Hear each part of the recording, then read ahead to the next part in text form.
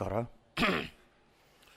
ಇವತ್ತಿಂದ 7 ದಿವಸಗಳ ಅವಧಿಯಲ್ಲಿ ನಮಗೆಲ್ಲ ಸುಪರಿಚಿತರೇ ಆಗಿರುವ ವಿದ್ವಾನ್ ಗಣೇಶ್ ಭಟ್ ಹೋಬಳಿಯವರು ಶಿವಾನಂದ ಲಹರಿ ವ್ಯಾಖ್ಯಾನವನ್ನು ಮುಂದುವರಿಸೋರಿದ್ದಾರೆ.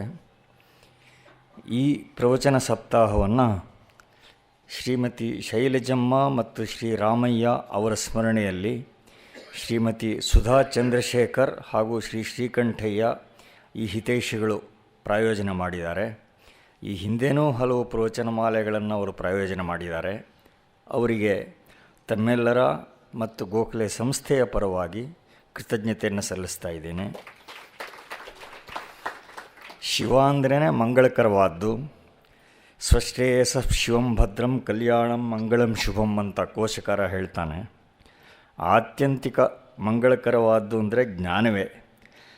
ಪ್ರತಿಯೊಬ್ಬರಿಗೂ ಜೀವನದಲ್ಲಿ ಜ್ಞಾನರೂಪಿ ಶಿವತತ್ವ ಆನಂದ ಲಹರಿಯಾಗಿ ಪ್ರವಹಿಸಬೇಕು. ಇದಕ್ಕೆ ಮಾರ್ಗ ತೋರುವ ಲೋಕೋಪಕಾರಕ ಉದ್ದೇಶದಿಂದ ಶಂಕರ ಭಗವತ್ಪಾದರು 100 ಶ್ಲೋಕಗಳ ಈ ಅದ್ಭುತ ಕಾವ್ಯ ಲಹರಿಯನ್ನು ನಮಗೆಲ್ಲ ಅನುಗ್ರಹಿಸಿದ್ದಾರೆ. ಪ್ರಜ್ಞಾನ ಎಂಬ ಪರಮಾತ್ಮನಲ್ಲಿ ಅನುರಕ್ತರಾಗುವುದು ಹೇಗೆ ಅನ್ನೋದನ್ನು, ಭಕ್ತಿಯ ಪರಾಕಾಷ್ಠ ಸ್ವರೂಪವನ್ನು ಇಲ್ಲಿ ಬಗೆಬಗೆಯಾಗಿ ವರ್ಣಿಸಿದ್ದಾರೆ. ಈಗಾಗಲೇ ಅದರ ಮುಕ್ಕಾಲು ಭಾಗದಷ್ಟು ಅವಲೋಕನ ಆಗಿದೆ.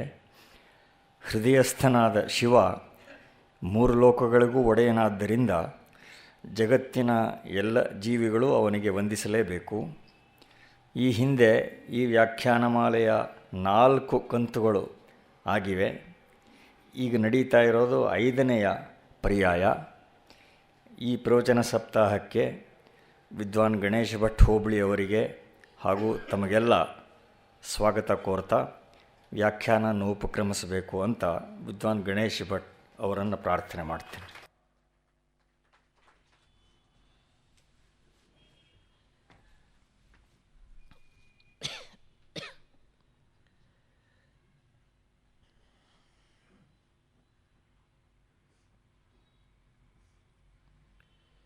ಯೋಂತಃ ಪ್ರವಿಶ್ಯ ಮಮ ವಾಚಮಿಮಾಂ ಪ್ರಸುಪ್ತಾಂ ಸಂಜೀವಯತ್ಯಖಿಲಶಕ್ತಿಧರಸ್ವಧಾಮ್ನಾ ಅನ್ಯಾಂಶ್ಚ ಹಸ್ತಚರಣಶ್ರವಣತ್ವಗಾದೀನ್ ಪ್ರಾಣಾನ್ನಮೋ ಭಗವತೆ ಪುರುಷಾಯ ತುಭ್ಯಂ.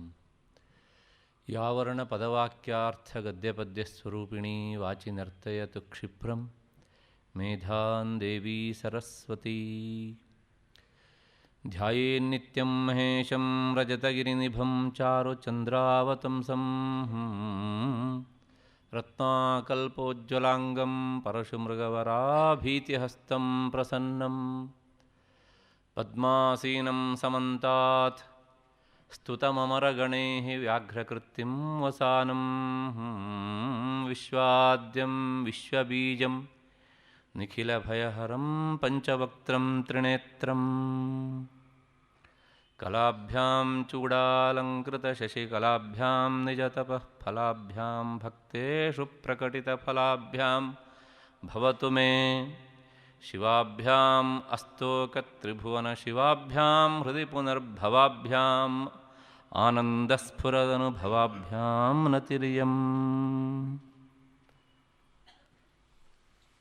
ಗೋಖಲೆ ಸಾರ್ವಜನಿಕ ವಿಚಾರ ಸಂಸ್ಥೆಯ DVG ಸಭಾಂಗಣದಲ್ಲಿ ಸೇರಿದಂತಹ ನನ್ನ ಅಧ್ಯಾತ್ಮ ಬಂಧುಗಳೇ, ಪ್ರಾಯೋಜಕರೇ, ಸಂಸ್ಥೆಯ ಕಾರ್ಯದರ್ಶಿಗಳಾದಂತಹ ರಾಮಸ್ವಾಮಿಯವರೇ ಮತ್ತು ಶ್ರೀಯುತ ರಾಮು ಅವರೇ,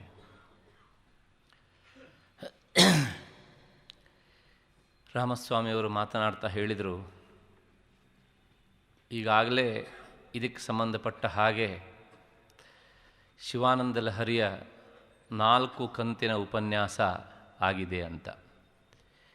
ಇದು 5ನೆಯ ಕಂತಿನ ಉಪನ್ಯಾಸ. ಪ್ರತಿಯೊಂದಕ್ಕೂ ಒಂದು ಹಿನ್ನೆಲೆ ಎನ್ನುವಂತಹದ್ದು ಇರ್ತದೆ ಅನ್ನೋದನ್ನು ನಾವು ಮರೀಲಿಕ್ಕೆ ಸಾಧ್ಯ ಇಲ್ಲ. ಈ ಕಂತಾದರೆ ಶಿವಾನಂದ ಲಹರಿಯ 5 ಕಂತುಗಳು ಅಂದರೆ ಉಪನ್ಯಾಸದ 5 ಮುಖಗಳು ಮುಗಿತವೆ. ನಾನು ಹಿಂದೊಮ್ಮೆ ಈ ವೇದಿಕೆಯಲ್ಲಿ ಹೇಳಿದ್ದೆ, ಈ 5 ಕಂತು ಯಾಕೆ ಆಯಿತು ಗೊತ್ತಿಲ್ಲ, ಆದರೆ 5 ಕಂತು ಆದದ್ದಂತೂ ಸತ್ಯ. ಪ್ರಾಯಶಃ ಹೀಗಿರಬಹುದೇನೋ, ಧ್ಯೇಯ ಪಂಚಮುಖೋ ರುದ್ರ, ಪರಮೇಶ್ವರನಿಗೆ 5 ಮುಖಗಳು. ಹಾಗಾಗಿ ಆ 5 ಮುಖಗಳಿಂದ ತೋರುವಂತಹ ನಾನು 4 ಮುಖಕ್ಕೋ ಅಥವಾ 3 ಮುಖಕ್ಕೋ ಇಳಿದ್ರೆ ಅದು ಸರಿಯಲ್ಲ ಅಂತ ಭಾವಿಸಿರಬೇಕು. ಪರಮೇಶ್ವರನ 5 ಮುಖಗಳು ಯಾವ್ಯಾವುದು ಅಂತ ಕೇಳಿದರೆ ಸದ್ಯೋಜಾತ, ಮತ್ತು ಅಘೋರ, ವಾಮದೇವ, ತತ್ಪುರುಷ, ಈಶಾನ. ಇದು ಉಪನಿಷತ್ತಿನ ಮಾತು ಇದು.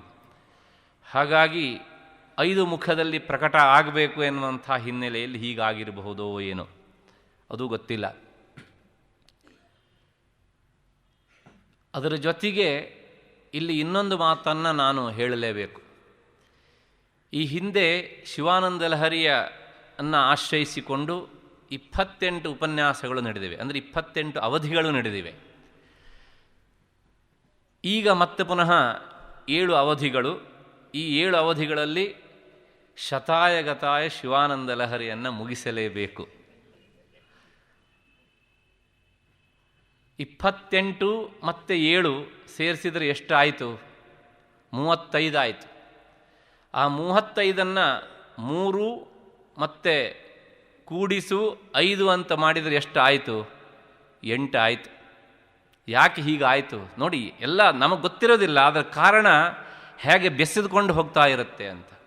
ಕಾಳಿದಾಸ್ ಹೇಳ್ತಾನೆ, ಈಶ್ವರನಿಗೆ 8 ಶರೀರಗಳು ಅಂತ. ಯಾ ಸೃಷ್ಟಿ ಸ್ರಷ್ಟುರಾಧ್ಯ ವಹತಿ ವಿಧಿಯುತಂ ಯಾಹವಿರಿ ಯಾಚಹೋತ್ರಿ ಯೇ ದ್ವೇ ಕಾಲಂ ವಿಧತ್ತಃ ಶ್ರುತಿ ವಿಷಯ ಗುಣ ಯಾಸ್ಥಿತ ವ್ಯಾಪ್ಯ ವಿಶ್ವಂ ಯಾಂ ಆಹು ಪ್ರಕೃತಿರಿತಿ ಯಯಾ ಪ್ರಾಣಿನಃ ಪ್ರಾಣವಂತಃ ಪ್ರತ್ಯಕ್ಷಾಭಿ ಪ್ರಪನ್ನಸ್ತನುಭಿರವತುವಃ ತಾಭಿ ಅಷ್ಟಾಭಿ ಈಶಃ. ಪಂಚಭೂತಗಳು, ಸೂರ್ಯಚಂದ್ರರು ಮತ್ತು ಯಜ್ಞವನ್ನು ಮಾಡುವ ಯಜಮಾನ, ಇವಿಷ್ಟು ಪರಮೇಶ್ವರನ ಸಗುಣವಾದಂತಹ ರೂಪ, ಅವನ ಶರೀರ. ಹಾಗಾಗಿ ತನ್ನ ಈ ದೇಹ 8 ಬಗೆಯದ್ದಾದ್ದರಿಂದ ಆ ರೂಪದಲ್ಲಿ ಇರಬೇಕು, ತನ್ನ ಮುಖ 5 ಆದದ್ರಿಂದ ಆ ರೂಪದಲ್ಲಿರಬೇಕು ಅಂತ ಪರಮೇಶ್ವರ ಬಯಸಿದನೇ. ಹಾಗಾದದಕ್ಕೋಸ್ಕರ ಹೀಗಾಯಿತೇ ಗೊತ್ತಿಲ್ಲ. ಇಷ್ಟು ಹಿನ್ನೆಲೆಯಲ್ಲಿ ಮತ್ತೆ ಒಂದು ಮಾತನ್ನು ನಾನು ಹೇಳಬೇಕು. ಈ 4ನೆಯ ಕಂತಿನ ಉಪನ್ಯಾಸ ಮುಗಿದದ್ದು 2006ನೇ ಇಸವಿ, ಅಂದರೆ ಕಳೆದ ವರ್ಷ ಜನವರಿ 25ರಂದು. ಇವತ್ತು ನಾವು 2007ನೇ ಇಸವಿ ಫೆಬ್ರವರಿ 1ನೇ ದಿನದಲ್ಲಿ ಇದ್ದೇವೆ. 1 ವರ್ಷಗಳ ಕಾಲ ಕಳೆದು ಹೋಯಿತು. ಅಂದ ಮಾತ್ರಕ್ಕೆ ಈ 1 ವರ್ಷಗಳ ಕಾಲದಲ್ಲಿ ನಾವು ಶಿವನನ್ನು ಸ್ಮರಿಸಲಿಲ್ಲ ಅಂತಿಲ್ಲ, ಆದರೆ ಶಿವಾನಂದ ಲಹರಿಯ ಮೂಲಕ ಅಂತೂ ಸ್ಮರಿಸಲಿಲ್ಲ. ಯಾಕೆ ಹೀಗಾಯಿತು? ನಾನು ಇಂದು ಬೆಳಗಾತ ಯೋಚಿಸಿದೆ, ಮಧ್ಯೆಯಲ್ಲಿ ಎಷ್ಟು ಕಾಲಗಳು ಕಳೆದವು. 1 ವರ್ಷದ ಮೇಲೆ ಕೆಲವು ದಿನಗಳು ಸಂದು ಹೋದವು. ಯಾಕೆ ಹೀಗಾಯಿತು? ಕೊನೆಗೆ ನಾನು ಎಲ್ಲಿಗೆ ತಂದು ನಿಲ್ಲಿಸಿದ್ದೆ, ಎಲ್ಲಿಂದ ಪ್ರಾರಂಭಿಸಬೇಕು ಅಂತ ವಿಚಾರ ಮಾಡೋದಕ್ಕೋಸ್ಕರ ಪುಸ್ತಕವನ್ನು ತೆರೆದಾಗ ನನಗೆ ಆಶ್ಚರ್ಯ ಆಯಿತು. 75ನೇ ಶ್ಲೋಕಕ್ಕೆ ಬಂದು ಶಿವಾನಂದ ಲಹರಿ ನಿಂತಿತ್ತು. ಅದನ್ನು ನೋಡಿ ಆದಮೇಲೆ ಅನ್ನಿಸ್ತು ನನಗೆ, ಹೀಗಾಗಲೇಬೇಕಾದದ್ದು ಸತ್ಯ ಅಂತ. ಏತನ್ಮಧ್ಯೆ ರಾಮು ಅವರು ತುಂಬ ಸಲ ನನ್ನ ಹತ್ರ ಕೇಳಿದರು, ಶಿವಾನಂದ ಲಹರಿ ಅಂತ. ನನ್ನ ಬೇರೆ ಬೇರೆ ಕೆಲಸದ ನಿಮಿತ್ತವಾಗಿ ನಾನು ಅವರ ಕರೆಗೆ ಸ್ಪಂದಿಸಲಿಕ್ಕೆ ಆಗಲಿಲ್ಲ. ಮತ್ತು ಕೆಲವು ಸಲ ನನಗೆ ಸ್ವಲ್ಪ ಚೂರುಪಾರು ಅನುಕೂಲವಿದ್ದಾಗ ಇಲ್ಲಿಯ ವಿಸ್ತರಣೆ ಕಾರ್ಯಕ್ರಮದಿಂದಾಗಿಯೂ ಸಹ ಆಗಲಿಲ್ಲ. ಏನಿದ್ರೂ 1 ವರ್ಷ ಕಳೆದು ಹೋಯಿತು, ಇದಕ್ಕೊಂದು ಬಲವಾದ ಕಾರಣ ಇರಬೇಕು. ಏನು? ಆ ಶ್ಲೋಕ ನೋಡಿ ಆದಮೇಲೆ ನನಗೆ ಉತ್ತರ ಸಿಕ್ಕಿತು. ಭಗವತ್ಪಾದರು ಈ 75ನೇ ಪದ್ಯದಲ್ಲಿ ಒಂದು ಮಾತನ್ನು ಹೇಳ್ತಾರೆ. ಏನು ಕೇಳಿದರೆ, ಕಲ್ಯಾಣಿನಂ ಸರಸಚಿತ್ರಗತಿಂ ಸವೇಗಂ ಸರ್ವೇಂಗಿತಜ್ಞಮನಘಂ ಧ್ರುವಲಕ್ಷಣಾಢ್ಯಂ ಚೇತಸ್ತುರಂಗಮಧಿರುಹ್ಯ ಚರಸ್ಮರಾರೆ ನೇತಃ ಸಮಸ್ತ ಜಗತಾಂ ವೃಷಭಾಧಿರೂಢ. ಈ ಶ್ಲೋಕಕ್ಕೆ ಉಪನ್ಯಾಸ ಬಂದು ನಿಂತಿತ್ತು. ಪರಮೇಶ್ವರನ್ನ ಪ್ರಾರ್ಥಿಸ್ತಾ ಹೇಳಿದಂಥ ಮಾತು, ಓ ಪರಮೇಶ್ವರ, ನೀನು ವೃಷಭಾಧಿರೂಢ, ಎತ್ತನ್ನು ಹತ್ತಿಕೊಂಡು ಸಂಚರಿಸುವವನು. ಹಾಗಾಗಿ ನೀನು ವೃಷಭವಾಹನ, ವೃಷಭಾಧಿರೂಢ, ವೃಷಧ್ವಜ ಈ ಎಲ್ಲ ಹೆಸರುಗಳಿಂದ ಪ್ರಖ್ಯಾತನಾಗಿದ್ದೀಯೆ. ಆದರೆ ನೀನು 3 ಲೋಕದ ಒಡೆಯ. ನಿನಗಿರುವಂತಹ ಕಾರ್ಯಬಾಹುಲ್ಯ ಅದು ಎಷ್ಟೋ ಪರಮೇಶ್ವರ. ನಿನ್ನ ಕಾರ್ಯಬಾಹುಲ್ಯ ಅದು ಶಬ್ದದಿಂದ ತೀರದು. ಯಾಕೆ? 3 ಜಗದ ರಕ್ಷಣೆಯ ಹೊಣೆ ನಿನ್ನ ತಲೆ ಮೇಲೆ ಉಂಟು. ಈ ಎಲ್ಲ ಕೆಲಸವನ್ನು ಮಾಡುವಂಥ ನೀನು ಬಹಳ ಚುರುಕಾಗಿ ಓಡಾಡಬೇಕು ಅಂತಾದರೆ ಈ ಮುದಿ ಎತ್ತನ್ನು ಕಟ್ಟಿಕೊಂಡು ಹೇಗೋ ಓಡಾಡ್ತೀಯ. ಹಾಗಾಗಿ ನೀನು ಅತ್ಯಂತ ಶೀಘ್ರವಾಗಿ ಎಲ್ಲೆಡೆಗೂ ಓಡಾಡುವುದಕ್ಕೆ ಅನುಕೂಲವಾದಂತಹ ಒಂದು ಕುದುರೆಯನ್ನು ನಾನು ನಿನಗೆ ಕೊಡ್ತೇನೆ.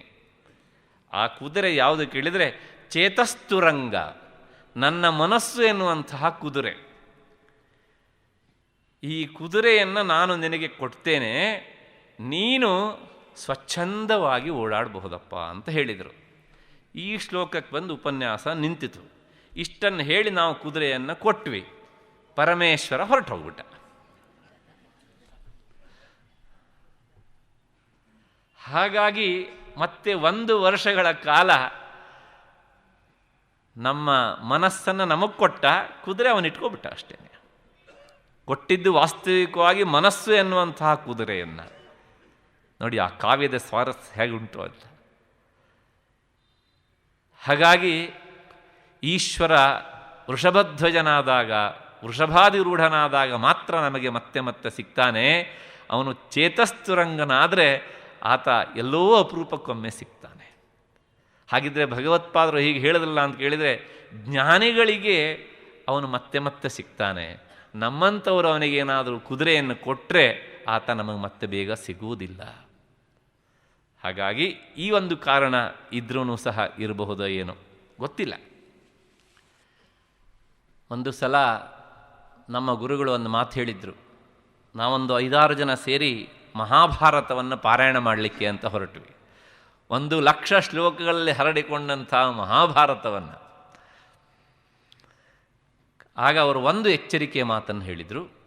ಅದು ವಾರದಲ್ಲಿ 1 ದಿವಸ ಮಾತ್ರ ಪಾರಾಯಣವನ್ನು ಮಾಡಿ, ಆದರೆ ಆ ವನಪರ್ವ ಬರುತ್ತಲ್ಲ, ಅಲ್ಲಿ ಮಾತ್ರ ಯಾವ ಸಂದರ್ಭದಲ್ಲೂ ನಿಮ್ಮ ಪಾರಾಯಣಕ್ಕೆ ವಿಚ್ಛಿತ್ತಿ ಬರದೇ ಇರುವ ಹಾಗೆ ನೋಡ್ಕೊಳ್ಳಿ.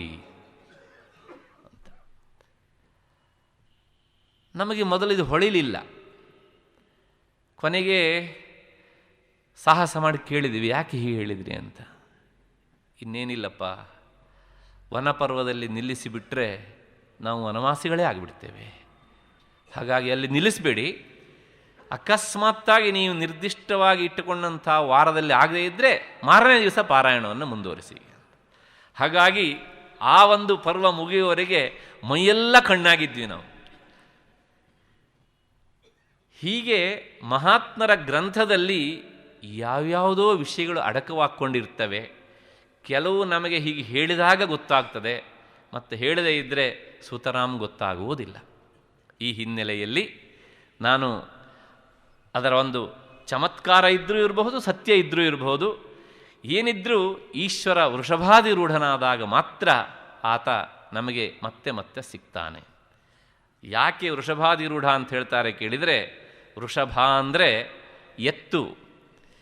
ಎತ್ತು ಅಂದರೆ ಅದೊಂದು ಉಪಲಕ್ಷಣ, 4 ಕಾಲುಗಳುಳ್ಳದ್ದು ಅಂತ. ಸಮಗ್ರ ವೇದರಾಶಿಯೇ ಒಂದು ವೃಷಭ. ಆ ವೇದರಾಶಿಗೆ 4 ಕಾಲುಗಳು ಅಂದರೆ 4 ಪ್ರಧಾನವಾದ ಶಾಖೆಗಳು: ಋಕ್, ಯಜುಸ್, ಸಾಮ ಮತ್ತು ಅಥರ್ವ.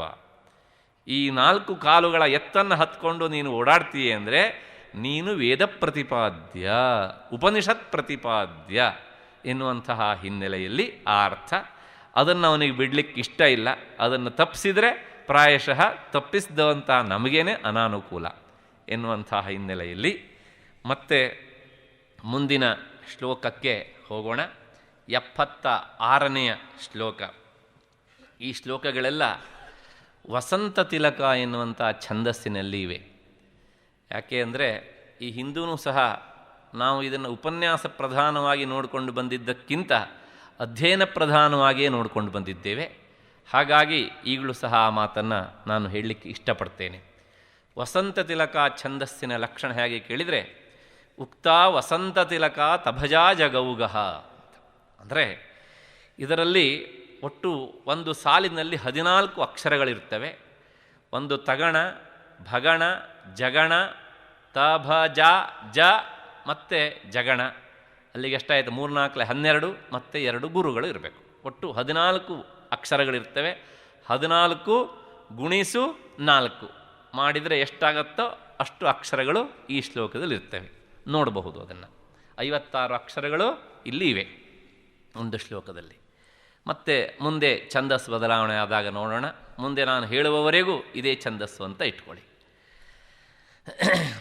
ಭಕ್ತಿರ್ಮಹೇಶ ಪದ ಪುಷ್ಕರಮಾವಸಂತಿ ಕಾದಂಬಿನೀವ ಕುರುತೆ ಪರಿತೋಷವರ್ಷಂ ಸಂಪೂರಿತೋ ಭವತಿ ಯಸ್ಯ ಮನಸ್ತಟಾಕಃ ತಜ್ಜನ್ಮ ಸಸ್ಯಮಖಿಲಂ ಸಫಲಂಚ ನಾನ್ಯತ್.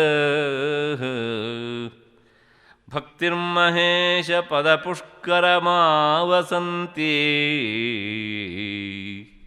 ಕಾದಂಬಿನೀವ ಕುರುತೆ ಪರಿತೋಷವರ್ಷಂ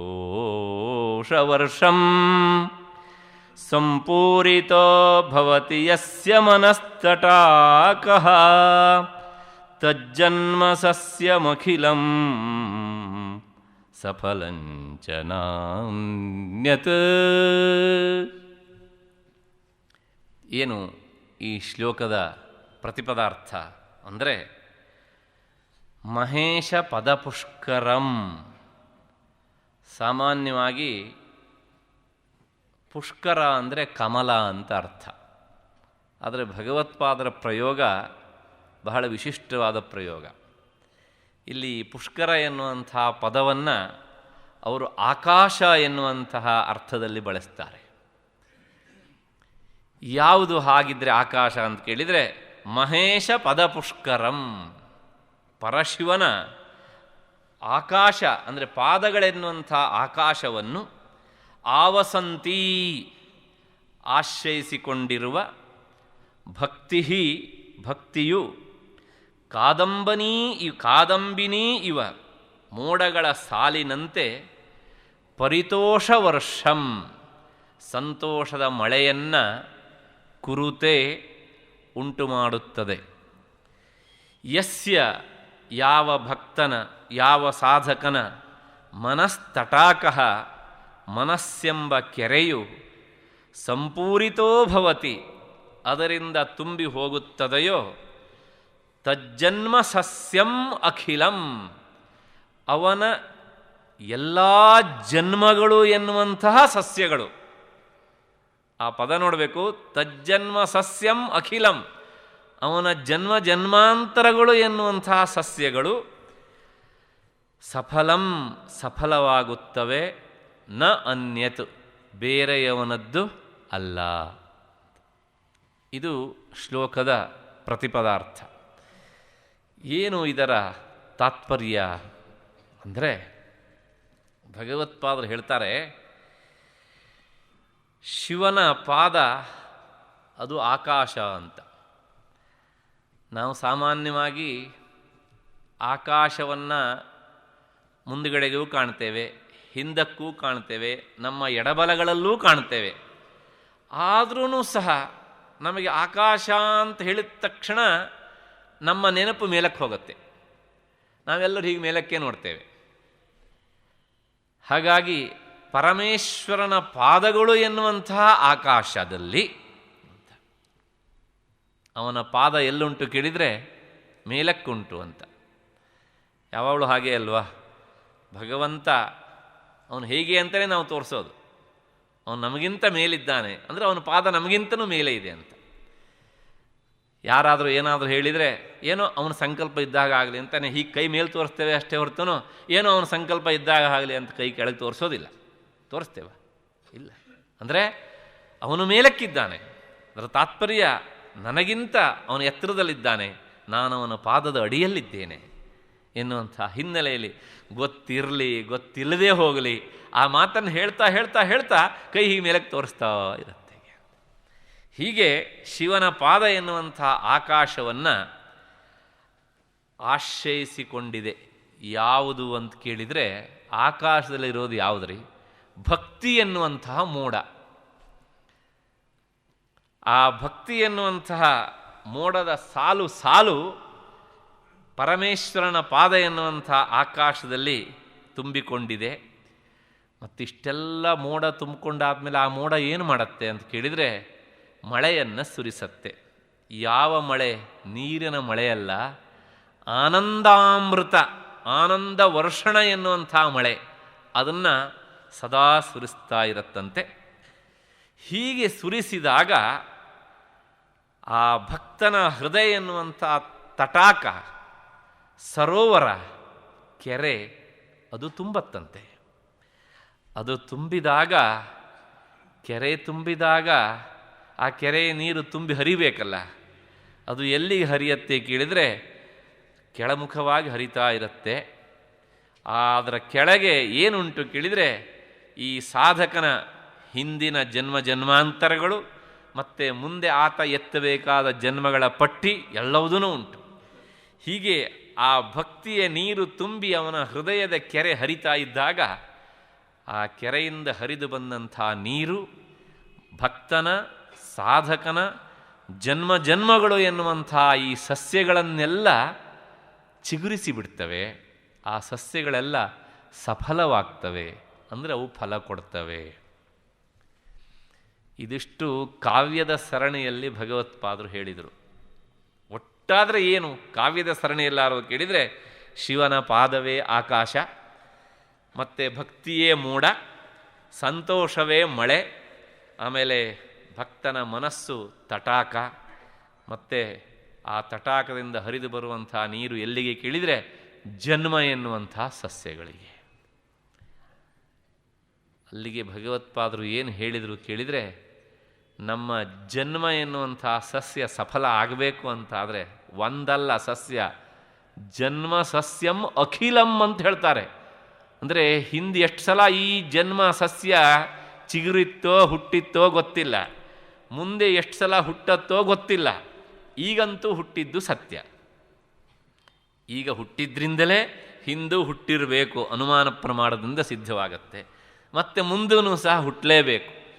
ಹಾಗಾಗಿ ಈ ಎಲ್ಲ ಜನ್ಮ ಸಸ್ಯಗಳು ಸಫಲ ಆಗಬೇಕು ಅಂತಾದರೆ ಈ ಹೃದಯದ ಕೆರೆಯಲ್ಲಿ ನೀರು ತುಂಬಬೇಕು, ಭಕ್ತಿಯ ನೀರು ತುಂಬಬೇಕು. ಆಗ ಮಾತ್ರ ಆ ಮೋಡದಿಂದ ಬಿದ್ದಂಥ ನೀರು ಈ ಸಸ್ಯಗಳನ್ನು ಸಫಲಗೊಳಿಸ್ತವೆ ಎನ್ನುವಂಥದ್ದು ಒಂದು ಹಿನ್ನೆಲೆಯ ಅರ್ಥ. ಇಲ್ಲಿ ಯಾಕೆ ಭಗವತ್ಪಾದರು ಜನ್ಮ ಸಸ್ಯ ಮಖಿಲಂ ಅಂತ ಹೇಳ್ತಾರೆ ಅಂದರೆ,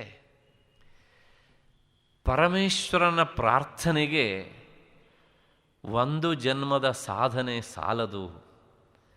ಹಾಗಾಗಿ ನಾವು ಎಷ್ಟೋ ಜನ್ಮದಲ್ಲಿ ಸಾಧನೆ ಮಾಡಿದಾಗ ಅಷ್ಟೋ ಇಷ್ಟೋ ಈ ಆಕಾಶದಲ್ಲಿ, ಪರಮೇಶ್ವರನ ಪಾದ ಎನ್ನುವಂಥ ಆಕಾಶದಲ್ಲಿ ಭಕ್ತಿ ಮೋಡಗಳು ತುಂಬಿಕೊಂಡಿರ್ತವೆ. ಹಾಗಿಲ್ಲದೆ ಇದ್ದರೆ ಮೋಡಗಳು ತುಂಬುತ್ತವೆ, ಆದರೆ ಅವು ಕಾರ್ಮೋಡಗಳಲ್ಲ, ಭಕ್ತಿ ಜಲ ತುಂಬಿದ ಮೋಡಗಳಲ್ಲ, ಬಿಳಿ ಅರಳೆಯಂತಿರುವಂಥ ಮೋಡಗಳು. ಅದು ಬಂಜೆಯಾದ ಮೋಡ, ಅದು ನೀರನ್ನು ಸುರಿಸೋದಿಲ್ಲ. ಇಂತಹ ಮೋಡ ಎಷ್ಟು ಆ ಪರಮೇಶ್ವರನ ಪಾದ ಎನ್ನುವಂಥ ಆಕಾಶದಲ್ಲಿ ಕವಿದುಕೊಂಡ್ರೂ ಏನೂ ಪ್ರಯೋಜನ ಇಲ್ಲ. ಹಾಗಾಗಿ ನಿನಗೆ ಅಚಲವಾದಂತಹ ಭಕ್ತಿ ಬರಬೇಕು ಅಂತಾದರೆ ನೀನು ಮತ್ತೆ ಮತ್ತೆ ಮತ್ತೆ ಮತ್ತೆ ಅವನನ್ನು ಪ್ರಾರ್ಥಿಸು. ಈ ಮಾತು ಹಿಂದೂನೂ ಸಹ ಬಂದಿತ್ತು. ಮತ್ತು ಆ ಜನ್ಮ ಸಸ್ಯಮಖಿಲಂ ಅನ್ನುವುದರಿಂದಲೇ ಭಗವತ್ಪಾದರು ಅನೇಕ ಜನ್ಮಗಳನ್ನು ಹೇಳಿದಂತೆ ಆಯಿತು. ವೇದಾಂತಿಗಳು ಪುನರ್ಜನ್ಮವನ್ನು ಒಪ್ಪಿಕೊಂಡು ಬಂದವರಾದ್ದರಿಂದ ಅದರ ಬಗ್ಗೆ ವಿಶೇಷವಾದಂಥ ವಿವರಣೆ ಬೇಡ. ನಮಗೆ ಅನೇಕ ಜನ್ಮಗಳು ಇವೆಯೋ? ನಮ್ಮಲ್ಲಿ ತುಂಬ ಜನ ವಿಮರ್ಶಕರಿದ್ದಾರೆ ಹಾಗೆ ಅನೇಕ ಜನ್ಮಗಳಿಲ್ಲ ಅಂತ. ಯಾಕೆ ಕೇಳಿದರೆ ಅದಕ್ಕೆ ಪ್ರಮಾಣ ಇಲ್ಲ ಅಂತ. ಪ್ರಮಾಣ ಇಲ್ಲ ಅಂತ ಹೇಳುವುದಕ್ಕೆ ಹೇಗೆ ಪ್ರಮಾಣ ಉಂಟೋ, ಇದೇ ಅಂತ ಹೇಳುವುದಕ್ಕೂ ಅಷ್ಟೇ ಪ್ರಮಾಣಗಳಿವೆ. ಮತ್ತೆ ಜನ್ಮ ಇಲ್ಲ ಅಂತ ತೀರ್ಮಾನ ಮಾಡಿದರೆ ನಾವು ಇನ್ನೊಂದು ರೀತಿಯ ತಪ್ಪು ದಾರಿಯನ್ನು ಹಿಡಿಯುವುದಕ್ಕೂ ಸಾಧ್ಯತೆ ಉಂಟು. ಯಾಕೆ, ನಂದು ಇದೇ ಕೊನೆಯ ಜನ್ಮ, ನನಗೇನು ಹುಟ್ಟಿಲ್ಲ ಅಂತ ಅಂದ್ಕೊಂಡ್ರೆ ನಾನು ಏನು ಬೇಕಾದರೂ ಮಾಡ್ಬೋದು ಅಂತ. ಮನುಷ್ಯನಿಗೆ ಧರ್ಮ ಭೀರುತ್ವ ಎನ್ನುವಂಥದ್ದು ಬರೋದಿಲ್ಲ. ಇದು ಒಂದು ಕಾರಣ. ನೀನು ಜನ್ಮ ಇಲ್ಲ ಅಂತ ತಿಳ್ಕೊಂಡು ಮಾಡಬಾರದ ತಪ್ಪನ್ನು ಈ ಜನ್ಮದಲ್ಲಿ ಮಾಡಿದರೆ, ಅಕಸ್ಮಾತ್ತಾಗಿ ಜನ್ಮ ಇದ್ದರೆ ಪುನರ್ಜನ್ಮ, ಅನ್ಯಾಯ ಯಾರಿಗೆ? ಹಾಗಾಗಿ ಹೀಗೆ ತೀರ್ಮಾನಿಸುವುದು ಉಚಿತವಲ್ಲ, ಯೋಗ್ಯವಲ್ಲ. ಪುನರ್ಜನ್ಮ ಎನ್ನುವಂಥದ್ದು ಇದೆ, ಅದಕ್ಕೆ ಸಾಕಷ್ಟು ಕಾರಣಗಳು ಇವೆ. ಭಾಗವತದಲ್ಲಿ ಒಂದು ಸನ್ನಿವೇಶ ಬರುತ್ತೆ ಹೀಗೆ ಅಂತ. ಒಂದು ಸಲ ಚಿತ್ರಕೇತು ಎನ್ನುವಂತಹ ಒಬ್ಬ ಮಹಾರಾಜ, ಅವನಿಗೆ ಬಹಳಷ್ಟು ದಿವಸ ಸಂತತಿ ಆಗಿರಲಿಲ್ಲ. ಕೊನೆಗೆ ಆತ ಕಾಡಿಗೆ ಹೋಗಿ ಋಷಿಮುನಿಗಳನ್ನೆಲ್ಲ ಭೇಟಿಯಾದ. ಅವರ ಹತ್ರ ಕೇಳಿದ, ನನಗೆ ಸಂತತಿ ಆಗುವ ಹಾಗೆ ಅನುಗ್ರಹಿಸಿ ಅಂತ. ಅವರು ಅಷ್ಟಾಗಿ ಪ್ರತಿಕ್ರಿಯಿಸಲಿಲ್ಲ. ನಮ್ಮ ಜನರಿಗೆಲ್ಲ ಹಾಗೇನೆ, ಯಾರು ಅಧ್ಯಾತ್ಮ ಸಾಧನೆಗೆ ತೊಡಗ್ತಾರೋ ಅವರು ನಮ್ಮ ಕಷ್ಟ ಸುಖಕ್ಕೆ ಸ್ಪಂದಿಸಬೇಕು. ಅಂದರೆ ನಮ್ಮ ಕಷ್ಟ ಸುಖಗಳನ್ನೆಲ್ಲ ಹೋಗಲಾಡಿಸುವುದಕ್ಕೆ ನಾವು ಅವರಿಗೆ ಗುತ್ತಿಗೆ ಕೊಟ್ಟುಬಿಟ್ಟಿದ್ದೇವೆ ಅನ್ನೋ ತರಹ. ಕೊನೆಗೆ ಏನಾಯಿತು ಕೇಳಿದರೆ, ಇವನ ಈ ಚಟಪಡಿಸುವಿಕೆಯನ್ನು ನೋಡಲಿಕ್ಕಾಗದೆ ಅಂಗೀರಸ ಮುನಿ ಎನ್ನುವಂಥವರು ಹೇಳಿದರು, ನೋಡಪ್ಪ, ನಿನಗೆ ಈ ಜನ್ಮದಲ್ಲಿ ಸಂತತಿಯ ಭಾಗ್ಯ ಇಲ್ಲ, ಯಾಕೆ ಪ್ರಯತ್ನ ಪಡ್ತೀಯ ಅಂತ. ಆಗ ಆತ ಕೇಳಿದ, ಅಲ್ರಿ, ನನಗೆ ಸಂತತಿಯ ಭಾಗ್ಯ ಇಲ್ಲದೆ ಇದ್ದರೆ ನಿಮ್ಮಂಥವ್ರು ತಪಸ್ಸು ಮಾಡೋದು ಯಾಕೆ? ನಿಮ್ಮ ತಪಸ್ಸಿನಿಂದ ನನಗೆ ಸಂತತಿ ಆಗುವಂತೆ ಮಾಡ್ರಿ. ನೋಡಿ ಮನುಷ್ಯನ ಡಿಮ್ಯಾಂಡ್ ಹೇಗಿರುತ್ತೆ ಅಂತ. ಆಗ ಓ ಸರಿಯಪ್ಪ, ಇವನಿಗೆ ಈ ಜನ್ಮದಲ್ಲಿ ಪರಿಪಕ್ವತೆ ಬರಬೇಕು ಅಂಥೇಳಿ, ಆಯಿತು, ಹಾಗೆ ನಿನಗೊಂದು ಮಗು ಆಗುತ್ತೆ, ಅದ್ರ ಒಂದು ನೆನಪಿಟ್ಟುಕೋ, ಆ ಮಗುವಿನಿಂದ ನಿನಗೆ ಸುಖವೂ ಆಗುತ್ತೆ, ಅದಕ್ಕಿಂತ ಹೆಚ್ಚು ದುಃಖವೂ ಆಗುತ್ತೆ. ಇವನಿಗೆ ಸದ್ಯ ಮಗು ಆದರೂ ಸಾಕು ಅಂತ ಆ ಎರಡನೇ ಮಾತನ್ನು ಮರೆತ ಮೊದಲನೇದಾಗಿ ಗಟ್ಟಿ ಇಟ್ಟುಕೊಂಡ. ಅಂತೂ ಕಾಲಕ್ರಮದಂತೆ ಅವನ ಹೆಂಡತಿ ಕೃತದ್ಯುತಿ ಅಂತ, ಅವಳಲ್ಲಿ ಒಂದು ಗಂಡು ಮಗು ಹುಟ್ಟಿತು. ರಾಜಾನೋ ಬಹುವಲ್ಲಭಾಹ, ಬಹಳಷ್ಟು ಹೆಂಡತಿ ಇರೋವನಿಗೆ ಪಟ್ಟಮಹಿಷಿಯಲ್ಲಿ ಸಂತತಿ ಆಯಿತು. ಅರಮನೆಯಲ್ಲಿ ಎಲ್ಲಿಲ್ಲದ ಸಂತೋಷದ ವಾತಾವರಣ. ಆದರೆ ಏನಾಯಿತು ಕೇಳಿದರೆ, ಪಟ್ಟಮಹಿಷಿಯಲ್ಲಿ ಮಗು ಆದಾಗ ಈ ಚಿತ್ರಕೇತು ಮಹಾರಾಜನಿಗೆ ವಿಶೇಷವಾಗಿ, ಅಯ್ಯೋ ನನ್ನ ಕುಲವನ್ನು ಉದ್ಧಾರ ಮಾಡುವಂಥ ಮಗುವನ್ನು ಹೆತ್ತು ಕೊಟ್ಟವಳು ಎನ್ನುವಂಥ ದೃಷ್ಟಿಯಿಂದ ಈ ಪಟ್ಟಮಹಿಷಿಯಲ್ಲಿ ಬೇರೆ ಎಲ್ಲ ಮಹಿಷಿಯರಿಗಿಂತ ಹೆಚ್ಚು ಪ್ರೀತಿಯನ್ನು ತೋರಿಸೋದಕ್ಕೆ ಪ್ರಾರಂಭಿಸಿದ. ಇದರಿಂದ ಏನಾಯಿತು ಕೇಳಿದರೆ, ಬೇರೆ ಎಲ್ಲ ಮಹಿಷಿಯರಿಗೆ ಹುಳುಕು, ಕೊಳಕು, ದ್ವೇಷ, ಅಸೂಯೆ, ರಾಗ ಎಲ್ಲ ಬೆಳೀತು. ಕೊನೆಗೆ ಏನಾಯಿತು ಕೇಳಿದರೆ, ಒಂದು ದಿವಸ ಆ ಮಗುವನ್ನು ಸ್ನಾನ ಮಾಡಿಸಿ ತೊಟ್ಟಿಲಲ್ಲಿ ಮಲಗಿಸಿದಾಗ ಮಿಕ್ಕೆಲ್ಲ ರಾಣಿಯರು ಸೇರಿ ಆ ಮಗುವಿಗೆ ವಿಷವನ್ನು ಬೆರೆಸಿದ ಹಾಲನ್ನು ಕುಡಿಸಿ ಮಗುವನ್ನು ಸಾಯಿಸಿಬಿಟ್ರು.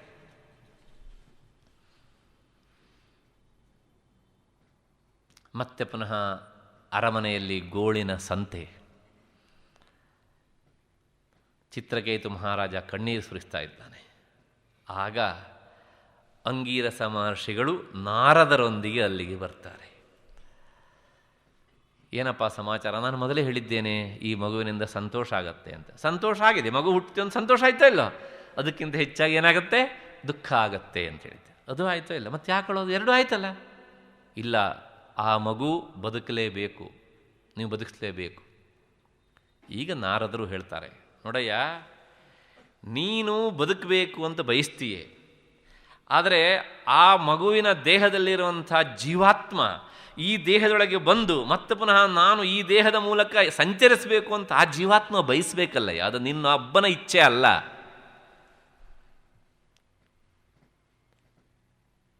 ಅಂತ ಹೇಳಿದರು. ಇಲ್ಲ, ನೀವೇನಾದರೂ ಮಾಡಿ ಮತ್ತೆ.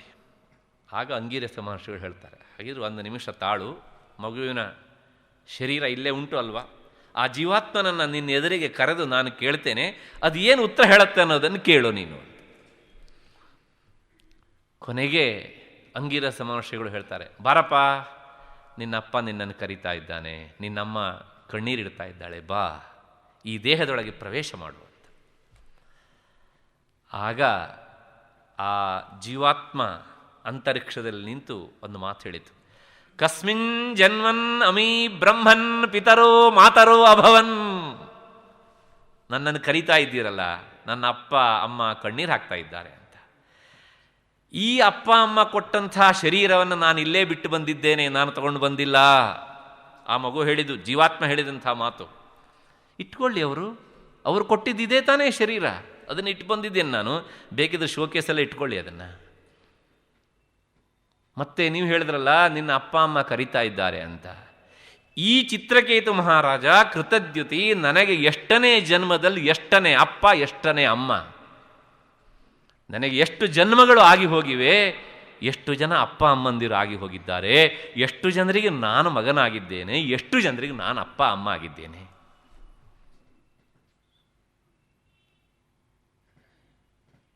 ಅಂಗೀರಸ ಮಹರ್ಷಿಗಳು ನಾರದರು ಸುಮ್ಮನೆ ಕುಳಿತಿದ್ರು. ಚಿತ್ರಕೇತು ಕೇಳಿದೇನಪ್ಪ ಅಂತ ನಾರದರು ಕೇಳಿದರು.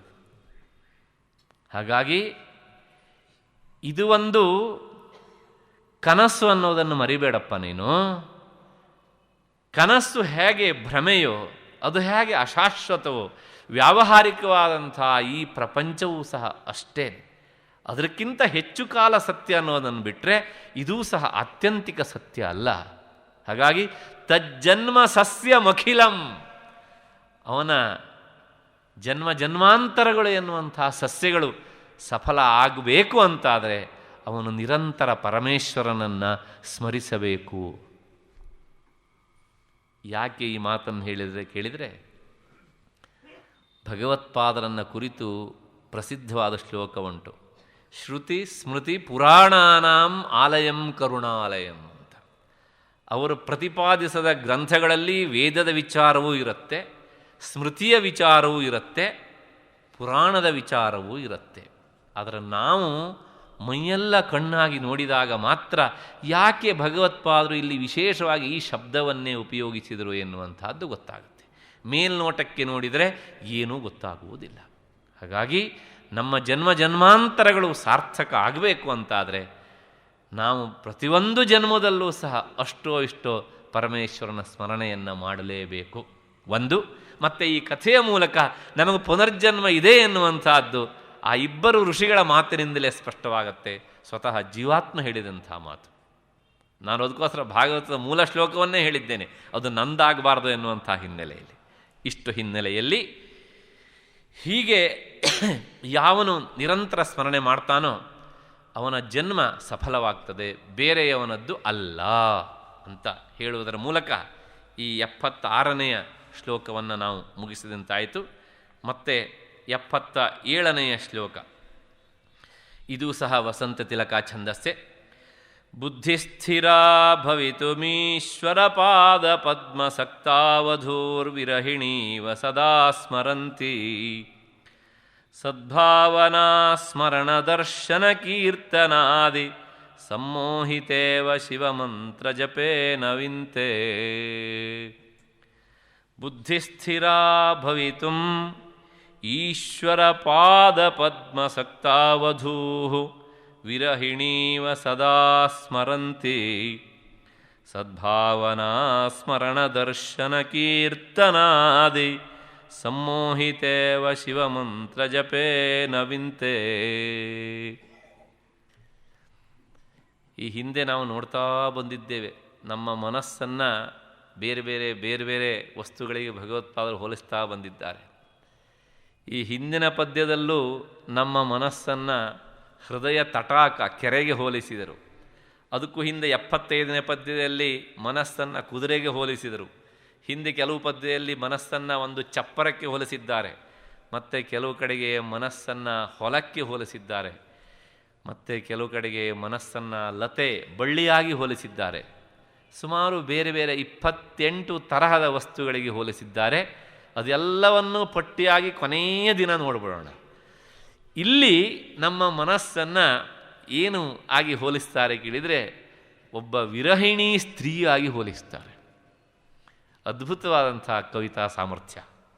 ಏನು ಹಾಗಿದ್ರೆ, ವಿರಹಿಣೀ ವಧೂಹು, ಪತಿಯನ್ನು ಅಗಲಿದಂತಹ ವಿರಹಿಣಿಯಾದಂತಹ ಹೆಣ್ಣು ಮಗಳು, ಸ್ಥಿರಾಭವಿತುಂ ಇವ, ತನ್ನ ಮನಸ್ಸನ್ನು ಸ್ಥಿರವಾಗಿ ಇಟ್ಟುಕೊಳ್ಳುವುದಕ್ಕೆ ಪ್ರಯತ್ನಿಸುವಂತೆ, ಬುದ್ಧಿ, ನಮ್ಮ ಬುದ್ಧಿಯು ಈಶ್ವರ ಪಾದಪದ್ಮಸಕ್ತ, ಈಶ್ವರನಾದ ನಿನ್ನ ಪಾದ ಕಮಲಗಳಲ್ಲಿಯೇ ನಿರಂತರ ಆಸಕ್ತವಾಗಿ ಸದಾ ಸ್ಮರಂತಿ, ಅದನ್ನೇ ನಿರಂತರ ಸ್ಮರಿಸುತ್ತಾ, ಸಂಮೋಹಿತ ಇವ, ಭ್ರಮೆಗೊಳಗಾದಂತೆ, ಶಿವಮಂತ್ರ ಜಪೇನ, ಶಿವಮಂತ್ರವನ್ನು ಜಪಿಸುತ್ತಾ, ಸದ್ಭಾವನಾ ಸ್ಮರಣ ದರ್ಶನ ಕೀರ್ತನಾದಿ, ಸದ್ಭಾವನೆ ಮತ್ತು ನಿನ್ನ ಸ್ಮರಣೆ, ದರ್ಶನ, ಕೀರ್ತನೆ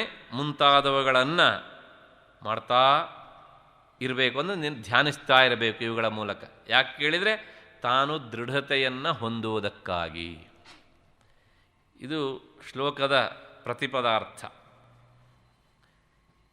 ಇದೊಂದು ಕಾವ್ಯದ ನೆಲೆಯಲ್ಲಿ ಮತ್ತೆ ಪುನಃ ಭಗವತ್ಪಾದರ ವಿವರಣೆ ನಮಗೆ ಸಿಗತ್ತೆ. ಏನು ಅಂದರೆ, ಪತಿಯನ್ನು ಅಗಲಿದಂತಹ ಹೆಣ್ಣು ಮಗಳು ವಿರಹಿಣಿ ಅಂತ. ಈ ಸ್ತ್ರೀ ಏನು ಮಾಡ್ತಾಳೆ ಕೇಳಿದರೆ, ಆ ವಿರಹದ ವ್ಯಥೆಯಲ್ಲಿ ಆಕೆಯ ಮನಸ್ಸು ಚಂಚಲವಾಗಿ ಹೋದಾಗ, ತನ್ನ ಚಂಚಲವಾದಂಥ ಮನಸ್ಸಿನ ಗೊಂಚಲನ್ನು ಒಂದು ಕಡೆಗೆ ಹಿಡಿದಿಡಬೇಕು ಅಂಥೇಳಿ ತನ್ನ ಪತಿಯನ್ನೇ ನಿರಂತರವಾಗಿ ಧ್ಯಾನಿಸ್ತಾಳೆ. ಅಷ್ಟಕ್ಕೆ ನಿಲ್ಲೋದಿಲ್ಲ. ಹಾಗೆ ಆ ಧ್ಯಾನ ಮಾಡುವುದನ್ನು ಬಿಟ್ಟಾಗ ಅವಳು ಆಗಾಗ ಒಂದು ರೀತಿಯ ಭ್ರಮೆಗೆ ಒಳಗಾಗ್ತಾಳೆ. ಅಂದರೆ ಸರಿ ತಪ್ಪುಗಳ ವಿವೇಕದಿಂದ ದೂರ ಸರಿದು ಬಿಡ್ತಾಳೆ ಹೀಗೆ ಅಂತ. ಇದನ್ನು ನಾವು ನಾಟಕಗಳಲ್ಲಿ, ಕಾಳಿದಾಸನ ಕಾವ್ಯಗಳಲ್ಲಿ ಸಾಕಷ್ಟು ನಾವು ನೋಡ್ತೇವೆ. ಹೀಗೆ ಈ ಭ್ರಮೆಗೆ ನಾನು ಒಳಗಾಗದೇ ಇರುವುದಕ್ಕೋಸ್ಕರ ನನ್ನ ಪತಿ, ನೀನು ಕೇವಲ ಪಾರ್ವತಿ ಪತಿ ಅಷ್ಟೇ ಅಲ್ಲ, ಭಕ್ತರಿಗೆಲ್ಲ ಪತಿ, ಭಕ್ತರೆಲ್ಲರೂ ಸಹ ವಿರಹಿಗಳು. ಹಾಗಾಗಿ ನಿನ್ನ ಪಾದ ಕಮಲಗಳನ್ನೇ ನಾನು ನಿರಂತರ ಸ್ಮರಿಸ್ತಾ ಇರ್ತೇನೆ. ವಿರಹಿಣಿ ಏನು ಮಾಡ್ತಾಳೆ ಕೇಳಿದರೆ, ತನ್ನ ಪತಿಯನ್ನು ಸ್ಮರಿಸೋದಷ್ಟೇ ಅವಳ ಕೆಲಸ ಅಲ್ಲ, ಮತ್ತು ತನ್ನ ಪ್ರಿಯತಮನ ಹೆಸರನ್ನು ಮತ್ತೆ ಮತ್ತೆ ಮತ್ತೆ ಮತ್ತೆ ಅವಳು ಜಪಿಸ್ತಾಳಂತೆ. ಅದಕ್ಕೋಸ್ಕರ ಶಿವಮಂತ್ರ ಜಪೇನ ಅಂತ ಹೇಳ್ತಾರೆ ಭಗವತ್ಪಾದರು. ಭಕ್ತನಾದಂಥ ವಿರಹಿಗೆ ಅವನ ಪತಿ ಪರಮೇಶ್ವರನ ಹೆಸರೇ ಅತ್ಯಂತ ಆತ್ಮೀಯವಾದಂಥ ಹೆಸರಾದ್ದರಿಂದ ಮತ್ತೆ ಮತ್ತೆ ಶಿವನ ಪಂಚಾಕ್ಷರಿ ಮಂತ್ರವನ್ನು ಆತ ಉಚ್ಚರಿಸ್ತಾನೆ ಅಂತ. ಕೊನೆಗೆ ಏನು ಮಾಡ್ತಾನೆ ಕೇಳಿದರೆ, ಆ ದೃಢತೆಯನ್ನು ಪಡೆದು ಕೊನೆಗೆ ನಿನ್ನನ್ನೇ ಮನಸ್ಸಿನ ತುಂಬ ತುಂಬಿಕೊಂಡು ನಿನ್ನ ಸ್ಮರಣೆಯನ್ನೇ ಮಾಡ್ತಾ ಅಷ್ಟಕ್ಕೆ ನಿಲ್ಲೋದಿಲ್ಲ. ಕೊನೆಗೆ ನಿನ್ನ ಭಾವಚಿತ್ರವನ್ನು ಇಟ್ಟುಕೊಳ್ತಾನೆ. ವಿರಹಿಣಿಯಾದಂಥ ಹೆಣ್ಣು ಮಗಳು ಹೇಗೆ ತನ್ನ ಪತಿಯ ಚಿತ್ರದ ಮುಂದೆ ಕುಳಿತು ಅವನು ಒಂದೊಂದೇ ಅಂಗಾಂಗಗಳನ್ನು ಸ್ಪರ್ಶ ಮಾಡ್ತಾ ಮಾಡ್ತಾ ತನ್ನ ಪ್ರೀತಿಯನ್ನು ವ್ಯಕ್ತಪಡಿಸ್ತಾಳೋ, ಹಾಗೆ ಸಾಧಕನು ಪರಮೇಶ್ವರನ ಸಗುಣ ರೂಪದ ಮುಂದೆ ಕುಳಿತು ನಿರಂತರ ಆ ಪಟವನ್ನು ಸ್ಪರ್ಶ ಮಾಡ್ತಾ ಮಾಡ್ತಾ ದರ್ಶನ ಮಾಡ್ತಾ ಕೊನೆಗೆ ಶಿವನ ಭಜನೆಯಲ್ಲಿ ಮೈಮರೆತು ಹೋಗ್ತಾನೆ. ಹೇಗೆ ಕೇಳಿದರೆ, ವಿರಹಿಣಿ ಪತಿಯ ಭಜನೆಯಲ್ಲಿ ಮೈಮರೆಯುವಂತೆ ಅಂತ.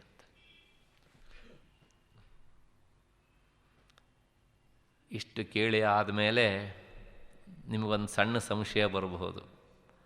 ಭಗವತ್ಪಾದರು ವೇದಾಂತದ ಉತ್ತುಂಗ ಶಿಖರವನ್ನು ಏರಿದವರು, ಯಾಕೆ ಇಂತಹ ದೃಷ್ಟಾಂತವನ್ನು ಕೊಡ್ತಾರೆ ಅಂತ ಸಂಶಯ ಬರುವುದು ಸಹಜ. ಎರಡು ಅಂಶವನ್ನು ನಾವು ಮರಿಬಾರ್ದು. ಯಾವಾಗಲೂ ದೃಷ್ಟಾಂತಕ್ಕೂ ದಾರ್ಷ್ಟಾಂತಿಕಕ್ಕೂ ಸರ್ವಸಾಮ್ಯ ಎನ್ನುವಂಥದ್ದು ಇಲ್ಲ. ಹಾಗಿದ್ರೆ ದೃಷ್ಟಾಂತ ಎನ್ನುವಂಥದ್ದು ಯಾತಕ್ಕೋಸ್ಕರ ಕೇಳಿದರೆ, ದಾರ್ಷ್ಟಾಂತಿಕದ ಹತ್ತಿರಕ್ಕೆ ಹೋಗುವುದಕ್ಕೆ ಅದೊಂದು ಊರುಗೋಲು. ಡಿ ವಿ ಜಿಯವರು ಕಗ್ಗದಲ್ಲಿ ಒಂದು ಮಾತು ಹೇಳ್ತಾರೆ. ಏನು ಅಂದರೆ, ಒಬ್ಬ ಏಣಿಯನ್ನು ಹತ್ಕೊಂಡು ಉಪ್ಪರಿಗೆ ಮೇಲೆ ಹೋಗಿಬಿಟ್ಟಿದ್ದಾನೆ, ಅಥವಾ ವಿಮಾನ ಹತ್ತಿ ಮೇಲೆ ಆಕಾಶ ಸಂಚಾರ ಮಾಡ್ತಾ ಇದ್ದಾನೆ. ಅವನಿಗೆ ಬೀದಿಯ ದೀಪದಿಂದ ಆಗಬೇಕಾದದ್ದು ಏನು? ಹಾಗಿದ್ರೆ ಬೀದಿ ದೀಪದಿಂದ ಪ್ರಯೋಜನ ಎಷ್ಟು ಕೇಳಿದರೆ, ಬೀದಿಯಲ್ಲಿ ಸಂಚರಿಸುವವರಿಗಷ್ಟೇ ಪ್ರಯೋಜನ, ಮೇಲಕ್ಕೆ ಹೋದವನಿಗೆ ಅದರ ಪ್ರಯೋಜನ ಇಲ್ಲ. ಹಾಗೆ ದಾರ್ಷ್ಟಾಂತಿಕವನ್ನು ಮುಟ್ಟುವುದಕ್ಕೋಸ್ಕರ ದೃಷ್ಟಾಂತ ಬೇಕೇ ಅಷ್ಟೇ ಹೊರತನು, ಹೇಗೆ ಬೀದಿಯ ದೀಪ ಏಣಿಯನ್ನು ಹತ್ಕೊಂಡು ಮೇಲಕ್ಕೆ ಹೋಗುವುದಕ್ಕೆ, ಮಹಡಿ ಮೆಟ್ಲನ್ನು ಏರುವುದಕ್ಕೆ ಸಹಕಾರವೋ, ಹಾಗೆಯೇ ಈ ದೃಷ್ಟಾಂತ ಅಷ್ಟೇ ಹೊರತನು ಸಹ ಭಗವತ್ಪಾದರ ಉದ್ದೇಶ ಇದಲ್ಲ. ಇದು ಪ್ರತಿಪಾದ್ಯವಾದಂಥ ವಿಷಯ ಅಲ್ಲ. ಇದು ಒಂದು. ಇನ್ನೊಂದು, ಭಗವತ್ಪಾದರು ಈ ಕಾವ್ಯವನ್ನು ಬರಿಬೇಕಿದ್ರೆ ಅವರು ವೇದಾಂತಿಗಳೂ ಆಗ್ತಾರೆ, ಅವರು ಲಾಕ್ಷಣಿಕರೂ ಆಗ್ತಾರೆ, ಅವರು ಆಲಂಕಾರಿಕರೂ ಆಗ್ತಾರೆ. ಒಬ್ಬ ಅಪ್ಪಟ ವೇದಾಂತಿ ಹೇಗೆ ಕಾವ್ಯಧರ್ಮವನ್ನು ಅಳವಡಿಸಬಲ್ಲ ಅನ್ನುವುದಕ್ಕೆ ಶಿವಾನಂದ ಲಹರಿಯೇ ಉದಾಹರಣೆ. ಆ ಹಿನ್ನೆಲೆಯಲ್ಲಿಯೇ ಭಗವತ್ಪಾದರಿಗಿಂತಲೂ ಎಷ್ಟೋ ಜನ ಸ್ತೋತ್ರವನ್ನು ಬರೆದಿದ್ದಾರೆ, ಅದನ್ನು ನಾವು ಅಲ್ಲಗಳೆಯುವಂತಿಲ್ಲ. ಆದರೆ ಸ್ತೋತ್ರ ಅಲ್ಲಿಯವರೆಗೆ ಸ್ತೋತ್ರವಾಗಿ ಮಾತ್ರ ಇತ್ತೇ ಅಷ್ಟೇ ಹೊರತೂ ಸಹ ಭಗವತ್ಪಾದರು ಕೈ ಹಾಕಿದ ಮೇಲೆ ಈ ಕ್ಷೇತ್ರಕ್ಕೆ ಸ್ತೋತ್ರ ಕೇವಲ ಸ್ತೋತ್ರವಾಗಿ ನಿಲ್ಲದೆ ಸ್ತೋತ್ರಕ್ಕೆ ಒಂದು ಕಾವ್ಯದ ಸ್ವರೂಪದ ಹೆಸರು ಬಂತು. ಅಂದರೆ ಸ್ತೋತ್ರ ಕಾವ್ಯ ಅಂತ ಹೆಸರು ಬಂದದ್ದು ಭಗವತ್ಪಾದರ ಹಸ್ತಸ್ಪರ್ಶವಾದ ಮೇಲೆ. ಕಾವ್ಯ ಅಂತ ಆದಮೇಲೆ ಈ ಎಲ್ಲ ಗುಣಗಳು ಅನಿವಾರ್ಯ. ಕಾವ್ಯದಲ್ಲಿ ಎಲ್ಲ ಗುಣಗಳು ಇರಲೇಬೇಕು. ಅದು ಇಲ್ಲದೇ ಇದ್ದರೆ ಅದು ಕಾವ್ಯಧರ್ಮಕ್ಕೆ ಅಪಚಾರ ಮಾಡಿದ ಹಾಗೆ. ಮತ್ತೆ ಇನ್ನೊಂದನ್ನು ನಾವು ಮರಿಬಾರದು. ನೋಡಿ, ಈ ಶ್ಲೋಕದಲ್ಲಿ ಈ ಮಾತನ್ನು ಹೇಳಿದರು, ಹಿಂದಿನ ಶ್ಲೋಕದಲ್ಲಿ ಪರಮೇಶ್ವರನ ಪಾದಗಳನ್ನು ಆಕಾಶಕ್ಕೆ ಹೋಲಿಸಿದರು. ಅಲ್ಲಿ ಎಂತಹ ವೇದಾಂತದ ಮಾತುಂಟು. ನಾನು ಈ ಶ್ಲೋಕ ಆದಮೇಲೆ ಹೇಳೋಣ ಅಂತಲೇ ಹೇಳಿಲ್ಲ ಉದ್ದೇಶಪೂರ್ವಕವಾಗಿ. ನವವಿಧ ಭಕ್ತಿಗಳಲ್ಲಿ ಪಾದ ಸೇವನೆಯೂ ಒಂದು. ಹಾಗಾಗಿ ಪರಮೇಶ್ವರನ ಪಾದವೇ ಆಕಾಶ ಅಂತ ಹೇಳೋದ್ರ ಮೂಲಕ ನಿನ್ನ ಪಾದವನ್ನು ನಾನು ನೋಡಬೇಕು ಅಂದರೆ ಆ ಪಾದವನ್ನು ನನಗೆ ಅನುಗ್ರಹಿಸಪ್ಪ, ನಿನ್ನ ಪಾದ ಸೇವೆಯ ಭಾಗ್ಯವನ್ನು ನನಗೆ ಕೊಡಪ್ಪ ಎನ್ನುವಂಥ ಪ್ರಾರ್ಥನೆಯನ್ನು ಮಾಡ್ತಾರೆ. ಇದು ತೀರಾ ವೇದಾಂತ, ಇದು ತೀರಾ ಆಲಂಕಾರಿಕ ವಿಷಯ. ಇದು ಯಾರಿಗೆ ಸಾಧ್ಯ ಅಂತ ಕೇಳಿದರೆ, ಕೇವಲ ಆಲಂಕಾರಿಕನಾದವನಿಗೆ, ಲಕ್ಷಣಶಾಸ್ತ್ರವನ್ನು ಬಲ್ಲವನಿಗೆ ವೇದಾಂತ ವಿಷಯವನ್ನು ಹೇಳೋಕ್ಕಾಗೋದಿಲ್ಲ. ಒಬ್ಬ ಅಪ್ಪಟ ವೇದಾಂತಿಯಾದವನು ಮಾತ್ರ ಎರಡನ್ನೂ ಸಮನಾಗಿ ತೂಗಿಸಿಕೊಂಡು ಹೇಳಬಲ್ಲ. ಇಷ್ಟು ಹಿನ್ನೆಲೆಯಲ್ಲಿ ಈ ಶ್ಲೋಕದ ವಿವರಣೆ ಸಾಕು ಅಂತ ಬಯಸ್ತೇನೆ. ಮುಂದೆ 78ನೆಯ ಶ್ಲೋಕ. ಈ ಶ್ಲೋಕ ಬೇರೆ ಛಂದಸ್ಸಿಗೆ ನಮ್ಮನ್ನು ಕರ್ಕೊಂಡು ಹೋಗ್ತಾ ಇದೆ. ಈ ಶ್ಲೋಕದ ಛಂದಸ್ಸಿನ ಹೆಸರು ಧೃತವಿಲಂಬಿತ ಅಂತ ಹೆಸರು. ಈ ಧೃತವಿಲಂಬಿತ ಛಂದಸ್ಸಿನಲ್ಲಿ ಏನಿರಬೇಕು ಹೇಳಿದರೆ, ಧೃತವಿಲಂಬಿತ ಮಾಹ ನಭೌ ಭರೌ, ಒಂದು ನಗಣ, ಆಮೇಲೆ ಒಂದು ಭಗಣ, ಆಮೇಲೆ ಮತ್ತೆ ಪುನಃ ಭಗಣ, ಮತ್ತೆ ರಗಣ. ಒಂದು ಗಣ ಅಂದರೆ 3 ಅಕ್ಷರ, ನಗಣಕ್ಕೆ 3, ಭಗಣಕ್ಕೆ 3, ಮತ್ತೆ ಭಗಣಕ್ಕೆ 3, ಮತ್ತೆ ರಗಣಕ್ಕೆ 3, 3 4 12 ಅಕ್ಷರ ಒಂದು ಸಾಲಲ್ಲಿ ಇರಬೇಕು. ನೋಡಿ ಇದೆಯೋ ಇಲ್ವೋ ಅಂತ. ಆಮೇಲೆ 12 24, 24 2 ಎಷ್ಟು ಅಂದರೆ ಅಷ್ಟು ಅಕ್ಷರಗಳು ಆ ಶ್ಲೋಕದಲ್ಲಿ ಇರಬೇಕು. ಧೃತವಿಲಂಬಿತ ಅಂತ ವಿಶಿಷ್ಟವಾದಂಥ ಛಂದಸ್ಸಿನ ನಡೆಯನ್ನು ನಾವು ಶಿವಾನಂದ ಲಹರಿಯಲ್ಲಿ ಮಾತ್ರ ಕಾಣ್ತೇವೆ. ಸದುಪಚಾರ ವಿಧಿಷ್ವನುಬೋಧಿತಾಂ ಸವಿನಯಾಂ ಸುಹೃದಂ ಸಮುಪಾಶ್ರಿತಾಂ ಮಮ ಸಮುದ್ಧರ ಬುದ್ಧಿಮಿಮಾಂ ಪ್ರಭೋ ವರಗುಣೇನ ನವೋಢವಧೂಮಿವ. ಇನ್ನೊಮ್ಮೆ ಕೇಳಿಸ್ಕೊಳ್ಳಿ. ಛಂದಸ್ಸಿನ ನಡೆ ಸ್ವಲ್ಪ ಬೇರೆ ರೀತಿಯಾಗಿ ಉಂಟದು. ಸದುಪಚಾರ ವಿಧಿಷ್ವನುಬೋಧಿತಾಂ ಸವಿನಯಾಂ ಸುಹೃದಂ ಸಮುಪಾಶ್ರಿತಾಂ ಮಮ ಸಮುದ್ಧರ ಬುದ್ಧಿಮಿಮಾಂ ಪ್ರಭೋ ವರಗುಣೇನ ನವೋಢವಧೂಮಿವ. ಹಿಂದಿನ ಶ್ಲೋಕದಲ್ಲಿ ವಿರಹಿಣಿಯ ದೃಷ್ಟಾಂತವನ್ನು ಕೊಟ್ಟರು. ಅಂದರೆ ಭಕ್ತನ ಮನಸ್ಸು ವಿರಹಿಣಿಯಂತೆ ನಿರಂತರ ಪರಮೇಶ್ವರನ್ನು ಸ್ಮರಿಸಬೇಕು, ವಿರಹಿಣಿ ತನ್ನ ಪತಿಯನ್ನು ಸ್ಮರಿಸುವಂತೆ. ಇಲ್ಲಿ ಹೇಳ್ತಾರೆ ವಿರಹಿಣಿಯ ವಿಷಯ ಹೇಳೋದಿಲ್ಲ, ನವೋಢ ಅಂದರೆ ಈಗ ತಾನೇ ಮದುವೆಯಾದಂತಹ ವಧು ಕನ್ಯೆಯಂತೆ ದೃಷ್ಟಾಂತವನ್ನು ಕೊಡ್ತಾರೆ. ಏನು ಇದರ ಪ್ರತಿಪದಾರ್ಥ? ಪ್ರಭೋ, ಹೇ ಪರಮೇಶ್ವರ, ಸದುಪಚಾರ ವಿಧಿಷು, ಸರಿಯಾದಂತಹ ಉಪಚಾರಗಳನ್ನು ಮಾಡುವುದರಲ್ಲಿ ಅನುಬೋಧಿತಾಂ, ಸಾಕಷ್ಟು ತಿಳಿವಳಿಕೆಯನ್ನು ಪಡೆದಿದ್ದಾಳೆ. ಯಾರು ಅಂದರೆ ಸವಿನಯಾಂ, ಮತ್ತು ಅಷ್ಟೇ ವಿನಯದಿಂದಲೂ ಸಹ ಕೂಡಿದ್ದಾಳೆ.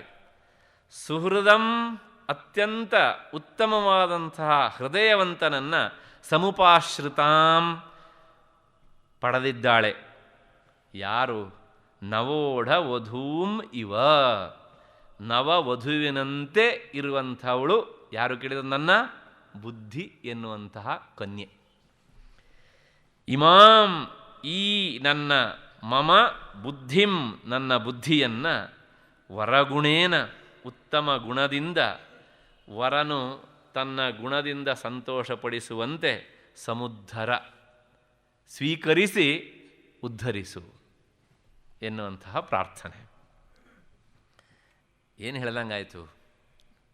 ಇಲ್ಲಿ ನಮ್ಮ ಬುದ್ಧಿ ಒಂದು ಕನ್ಯೆ. ಈ ಮಾತು ಮತ್ತೆ ಮುಂದೂ ಸಹ ಬರುತ್ತೆ.